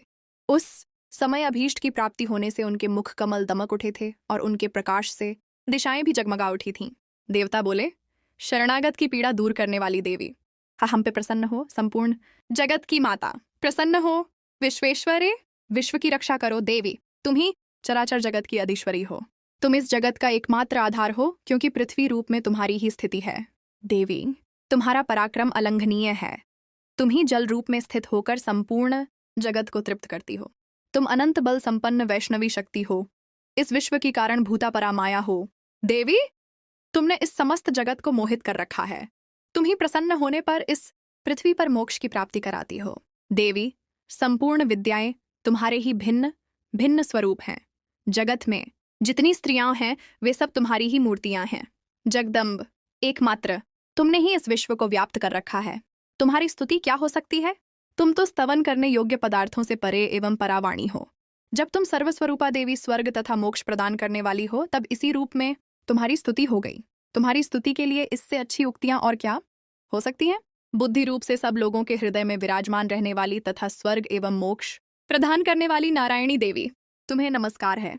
कला, काष्ठा आदि के रूप से क्रमशः परिणाम, अवस्था, परिवर्तन की ओर ले जाने वाली तथा विश्व का उपसंहार करने में समर्थ नारायणी, तुम्हें नमस्कार। हे नारायणी, तुम सब प्रकार का मंगल प्रदान करने वाली मंगलमयी हो। कल्याणदायिनी शिवा हो। सब पुरुषार्थों को सिद्ध करने वाली शरणागत वत्सला, 3 नेत्रों वाली एवं गौरी हो। तुम्हें नमस्कार है। तुम सृष्टि, पालन और संहार की शक्तिभूता सनातनी देवी, गुणों का आधार तथा सर्वगुणमयी हो। नारायणी, तुम्हें नमस्कार है। शरण में आए हुए दीनों एवं पीड़ितों की रक्षा में संलग्न रहने वाली तथा सबकी पीड़ा दूर करने वाली नारायणी देवी, तुम्हें नमस्कार है। नारायणी, तुम ब्रह्माणी का रूप धारण करके हंसों से जुते हुए विमान पर बैठती तथा कुश मिश्रित जल छिड़कती रहती हो। तुम्हें नमस्कार है। माहेश्वरी रूप से त्रिशूल, चंद्रमा एवं सर्प को धारण करने वाली तथा महान वृषभ की पीठ पर बैठने वाली नारायणी देवी, तुम्हें नमस्कार है। मोरों और मुर्गों से घिरी रहने वाली तथा महाशक्ति धारण करने वाली कौमारी रूपधारिणी निष्पापे नारायणी, तुम्हें नमस्कार है। शंख, चक्र, गदा और शारंग धनुष रूप उत्तम आयुधों को धारण करने वाली वैष्णवी शक्ति रूपा नारायणी, तुम प्रसन्न हो, तुम्हें नमस्कार है। हाथ में भयानक महाचक्र लिए और दाढ़ों पर धरती को उठाए वाराही रूपधारिणी कल्याणमयी नारायणी, तुम्हें नमस्कार है। भयंकर नृसिंह रूप से दैत्यों के वध के लिए उद्योग करने वाली तथा त्रिभुवन की रक्षा में संलग्न रहने वाली नारायणी, तुम्हें नमस्कार है। मस्तक पर किरीट और हाथ में महावज्र धारण करने वाली, सहस्त्र नेत्रों के कारण उद्दीप्त दिखाई देने वाली और वृत्रासुर के प्राणों का अपहरण करने वाली इंद्र शक्ति रूपा नारायणी देवी, तुम्हें नमस्कार है। शिवदूती रूप से दैत्यों की महती सेना का संहार करने वाली, भयंकर रूप धारण तथा विकट गर्जना करने वाली नारायणी, तुम्हें नमस्कार है। दाढ़ों के कारण विकराल मुख वाली मुंडमाला से विभूषित मुंडमर्दिनी चामुंडा रूपा नारायणी, तुम्हें नमस्कार है। लक्ष्मी, लज्जा, महाविद्या, श्रद्धा, पुष्टि, स्वधा, ध्रुवा, महारात्रि तथा महा अविद्या रूपा नारायणी, तुम्हें नमस्कार है। मेधा, सरस्वती, वरा, श्रेष्ठा, भूति, ऐश्वर्य रूपा बाभ्रवी, भूरे रंग की अथवा पार्वती, तामसी, महाकाली, नियता, संयमपरायणा तथा ईशा सबकी अधीश्वरी रूपिणी नारायणी, तुम्हें नमस्कार है। सर्वस्वरूपा, सर्वेश्वरी तथा सब प्रकार की शक्तियों से संपन्न दिव्य रूपा दुर्गे देवी, सब भयों से हमारी रक्षा करो, तुम्हें नमस्कार है। कात्यायनी, ये 3 लोचनों से विभूषित तुम्हारा सौम्य मुख सब प्रकार के भयों से हमारी रक्षा करे, तुम्हें नमस्कार है। भद्रकाली, ज्वालाओं के कारण विकराल प्रतीत होने वाला, अत्यंत भयंकर और समस्त असुरों का संहार करने वाला तुम्हारा त्रिशूल भय से हमें बचाए, तुम्हें नमस्कार। हे देवी, जो अपनी ध्वनि से संपूर्ण जगत को व्याप्त करके दैत्यों के तेज नष्ट किए देता है, वह तुम्हारा घंटा हम लोगों की पापों से उसी प्रकार रक्षा करे जैसे माता अपने पुत्रों की बुरे कर्मों से रक्षा करती है। चंडिके, तुम्हारे हाथों में सुशोभित खड्ग जो असुरों के रक्त और चर्बी से चर्चित है, हमारा मंगल करें, हम तुम्हें नमस्कार है। देवी, तुम प्रसन्न होने पर सब रोगों को नष्ट कर देती हो और कुपित होने पर मनोवांछित सभी कामनाओं का नाश कर देती हो। जो लोग तुम्हारी शरण में जा चुके हैं उन पर विपत्ति तो आती ही नहीं, तुम्हारी शरण में गए हुए मनुष्य दूसरों को शरण देने वाले हो जाते हैं। देवी अंबिके, तुमने अपने स्वरूप को अनेक भागों में विभक्त करके नाना प्रकार के रूपों से जो इस समय इन धर्मद्रोही महादैत्यों का संहार किया है, वह सब दूसरी कौन कर सकती थी। विद्याओं में, ज्ञान को प्रकाशित करने वाले शास्त्रों में तथा आदिवाक्यों वेदों में तुम्हारे सिवा और किसका वर्णन है, तथा तुमको छोड़कर दूसरी कौन ऐसी शक्ति है जो इस विश्व को अज्ञानमय घोर अंधकार से परिपूर्ण ममता रूपी गड्ढे में निरंतर भटका रही हो, जहां राक्षस, जहां भयंकर विष वाले सर्प, जहां शत्रु, जहां लुटेरों की सेना और जहां दावानल हो, वहां तथा समुद्र के बीच में भी साथ रहकर तुम विश्व की रक्षा करती हो। विश्वेश्वरी, तुम विश्व का पालन करती हो, विश्वरूपा हो, इसलिए संपूर्ण विश्व को धारण करती हो। तुम भगवान विश्वनाथ की भी वंदनीय हो। जो लोग भक्तिपूर्वक तुम्हारे सामने मस्तक झुकाते हैं वे संपूर्ण विश्व को आश्रय देने वाले होते हैं। देवी प्रसन्न हो, जैसे इस समय असुरों का वध करके तुमने शीघ्र ही हमारी रक्षा की है, उसी प्रकार सदा हमें शत्रुओं के भय से बचाओ। संपूर्ण जगत का पाप नष्ट कर दो और उत्पात एवं पापों के फलस्वरूप प्राप्त होने वाले महामारी आदि बड़े बड़े उपद्रवों को शीघ्र दूर कर दो। विश्व की पीड़ा दूर करने वाली देवी, हम तुम्हारे चरणों पर पड़े हुए हैं, हम पर प्रसन्न हो। त्रिलोक निवासियों की पूजनीय परमेश्वरे, सब लोगों को वरदान दो। देवी बोली, देवताओं, मैं वर देने को तैयार हूँ। तुम्हारे मन में जिसकी इच्छा हो वह वर मांग लो, संसार के लिए उस उपकारक वर को मैं अवश्य दूंगी। देवता बोले, सर्वेश्वरी, तुम इसी प्रकार तीनों लोकों की समस्त बाधाओं को शांत करो और हमारे शत्रुओं का नाश करती रहो। देवी बोली, देवताओं, वैवस्वत मनवंतर के 28वें युग में शुंभ और निशुंभ नाम के 2 अन्य महादैत्य उत्पन्न होंगे। तब मैं नंदगोप के घर में उनकी पत्नी यशोदा के गर्भ से अवतीर्ण हो विंध्याचल में जाकर रहूंगी और उक्त दोनों असुरों का नाश करूंगी। फिर अत्यंत भयंकर रूप से पृथ्वी पर अवतार ले मैं वह प्रचित्त नाम वाले दानवों का वध करूंगी। उन भयंकर महादैत्यों को भक्षण करते समय मेरे दांत अनार के फूल की भांति लाल हो जाएंगे। तब स्वर्ग में देवता और मर्त्यलोक में मनुष्य सदा मेरी स्तुति करते हुए मुझे रक्तदंतिका कहेंगे। फिर जब पृथ्वी पर 100 वर्षों के लिए वर्षा रुक जाएगी और पानी का अभाव हो जाएगा, उस समय मुनियों के स्तवन करने पर मैं पृथ्वी पर अयोनिजा रूप में प्रकट होंगी और 100 नेत्रों से मुनियों को देखूंगी। अथ मनुष्य शताक्षी इस नाम से मेरा कीर्तन करेंगे। देवताओं, उस समय मैं अपने शरीर से उत्पन्न हुए शाखों द्वारा समस्त संसार का भरण पोषण करूंगी। जब तक वर्षा नहीं होगी तब तक वे शाख ही सबके प्राणों की रक्षा करेंगे। ऐसा करने के कारण पृथ्वी पर शाकंभरी के नाम से मेरी ख्याति होगी। उसी अवतार में मैं दुर्गम नामक महादैत्य का वध करूंगी। इससे मेरा नाम दुर्गा देवी के रूप से प्रसिद्ध होगा।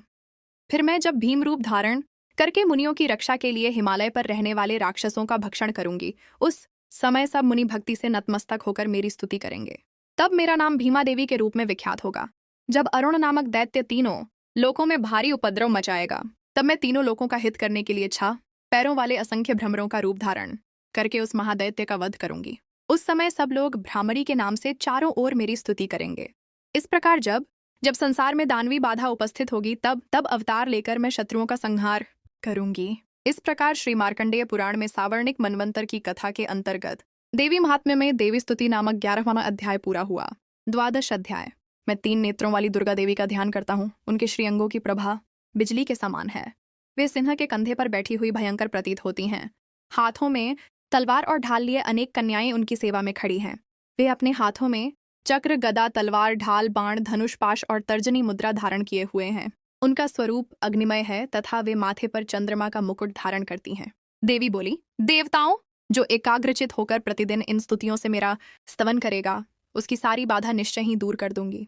जो मधुकैटभ का नाश, महिषासुर का वध तथा शुंभ निशुंभ के संहार के प्रसंग का पाठ करेंगे तथा अष्टमी, चतुर्दशी और नवमी को भी जो एकाग्रचित हो भक्तिपूर्वक मेरे उत्तम महात्म्य का श्रवण करेंगे, उन्हें कोई पाप नहीं छू सकेगा। उन पर पाप जनित आपत्तियां भी नहीं आएंगी। उनके घर में कभी दरिद्रता नहीं होगी तथा उनको कभी प्रेमीजनों के विछोह का कष्ट नहीं भोगना पड़ेगा। इतना ही नहीं, उन्हें शत्रु से, लुटेररों से, राजा से, शस्त्र से, अग्नि से तथा जल की राशि से भी कभी भय नहीं होगा। इसलिए सबको एकाग्रचित होकर भक्तिपूर्वक मेरे इस महात्म्य को सदा पढ़ना और सुनना चाहिए। ये परम कल्याणकारक है। मेरा महात्म्य महामारी जनित समस्त उपद्रवों तथा आध्यात्मिक आदि तीनों प्रकार के उत्पातों को शांत करने वाला है। मेरे जिस मंदिर में प्रतिदिन विधिपूर्वक मेरे इस महात्म्य का पाठ किया जाता है, उस स्थान को मैं कभी नहीं छोड़ती। वहां सदा ही मेरा सन्निधान बना रहता है। बलिदान, पूजा, होम तथा महोत्सव के अवसरों पर मेरे इस चरित्र का पूरा पाठ और श्रवण करना चाहिए। ऐसा करने पर मनुष्य विधि को जानकर या बिना जाने भी मेरे लिए जो बलि, पूजा या होम आदि करेगा, उसे मैं बड़ी प्रसन्नता के साथ ग्रहण करूंगी। शरद काल में जो वार्षिक महापूजा की जाती है, इस अवसर पर जो मेरे इस महात्म्य को भक्तिपूर्वक सुनेगा, वह मनुष्य मेरे प्रसाद से सब बाधाओं से मुक्त तथा धन, धान्य एवं पुत्र से संपन्न होगा। इसमें तनिक भी संदेह नहीं है। मेरे इस महात्म्य, मेरे प्रादुर्भाव की सुंदर कथाएं तथा युद्ध में किए हुए मेरे पराक्रम सुनने से मनुष्य निर्भय हो जाता है। मेरे महात्म्य का श्रवण करने वाले पुरुषों के शत्रु नष्ट हो जाते हैं, उन्हें कल्याण की प्राप्ति होती तथा उनका कुल आनंदित रहता है। सर्वत्र शांति। कर्म में बुरे स्वप्न दिखाई देने पर तथा ग्रहजनित भयंकर पीड़ा उपस्थित होने पर मेरा महात्म्य श्रवण करना चाहिए। इससे सब विघ्न तथा भयंकर ग्रह पीड़ाएं शांत हो जाती हैं और मनुष्यों द्वारा देखा हुआ दुस्वप्न शुभ स्वप्न में परिवर्तित हो जाता है। बाल ग्रहों से आक्रांत हुए बालकों के लिए यह महात्म्य शांतिकारक है तथा मनुष्यों के संगठन में फूट होने पर यह अच्छी प्रकार मित्रता कराने वाला होता है। यह महात्म्य समस्त दुराचारियों के बल का नाश कराने वाला है। इसके पाठ मात्र से राक्षसों, भूतों और पिशाचों का नाश हो जाता है। मेरा यह सब महात्म्य मेरी सामीप्य की प्राप्ति कराने वाला है। पशु, पुष्प, अर्घ्य, धूप, दीप, गंध आदि उत्तम सामग्रियों द्वारा पूजन करने से, नौ को भोजन कराने से, होम करने से, प्रतिदिन अभिषेक करने से, नाना प्रकार के अन्य भोगों का अर्पण करने से तथा दान देने आदि से 1 वर्ष तक जो मेरी आराधना की जाती है और उससे मुझे जितनी प्रसन्नता होती है, उतनी प्रसन्नता मेरे इस उत्तम चरित्र का एक बार श्रवण करने मात्र से हो जाती है। यह महात्म्य श्रवण करने पर पापों को हर लेता और आरोग्य प्रदान करता है। ब्रह्म मेरे प्रादुर्भाव का कीर्तन समस्त भूतों से रक्षा करता है तथा मेरा युद्ध विषयक चरित्र दुष्ट दैत्यों का संहार करने वाला है। इसके श्रवण करने पर मनुष्यों को शत्रु का भय नहीं रहता। देवताओं, तुमने और ब्रह्मर्षियों ने जो मेरी स्तुतियां की हैं तथा ब्रह्मा जी ने जो स्तुतियां की हैं, वे सभी कल्याणमयी बुद्धि प्रदान करती हैं। वन में, सूने मार्ग में अथवा दावानल से घिर जाने पर, निर्जन स्थान में लुटेरों के दाव में पड़ जाने पर या शत्रुओं से पकड़े जाने पर अथवा जंगल में सिंह, व्याघ्र या जंगली हाथियों के पीछा करने पर, कुपित राजा के आदेश से वध या बंधन के स्थान में ले जाए जाने पर अथवा महासागर में नाव पर बैठने के बाद भारी तूफान से नाव के डगमग होने पर और अत्यंत भयंकर युद्ध में शस्त्रों का प्रहार होने पर अथवा वेदना से पीड़ित होने पर की बहुना सभी भयानक बाधाओं के उपस्थित होने पर जो मेरे इस चरित्र का स्मरण करता है, वह मनुष्य संकट से मुक्त हो जाता है। मेरे प्रभाव से सिंह आदि हिंसक जंतु नष्ट हो जाते हैं तथा लुटेरे और शत्रु भी मेरे चरित्र का स्मरण करने वाले पुरुष से दूर भागते हैं। आर्षि कहते हैं, यों कहकर प्रचंड पराक्रम वाली भगवती चंडिका सब देवताओं के देखते देखते वहीं अंतर्धान हो गई। फिर समस्त देवता भी शत्रुओं के मारे जाने से निर्भय हो पहले की भांति यज्ञ भाग का उपभोग करते हुए अपने अधिकार का पालन करने लगे।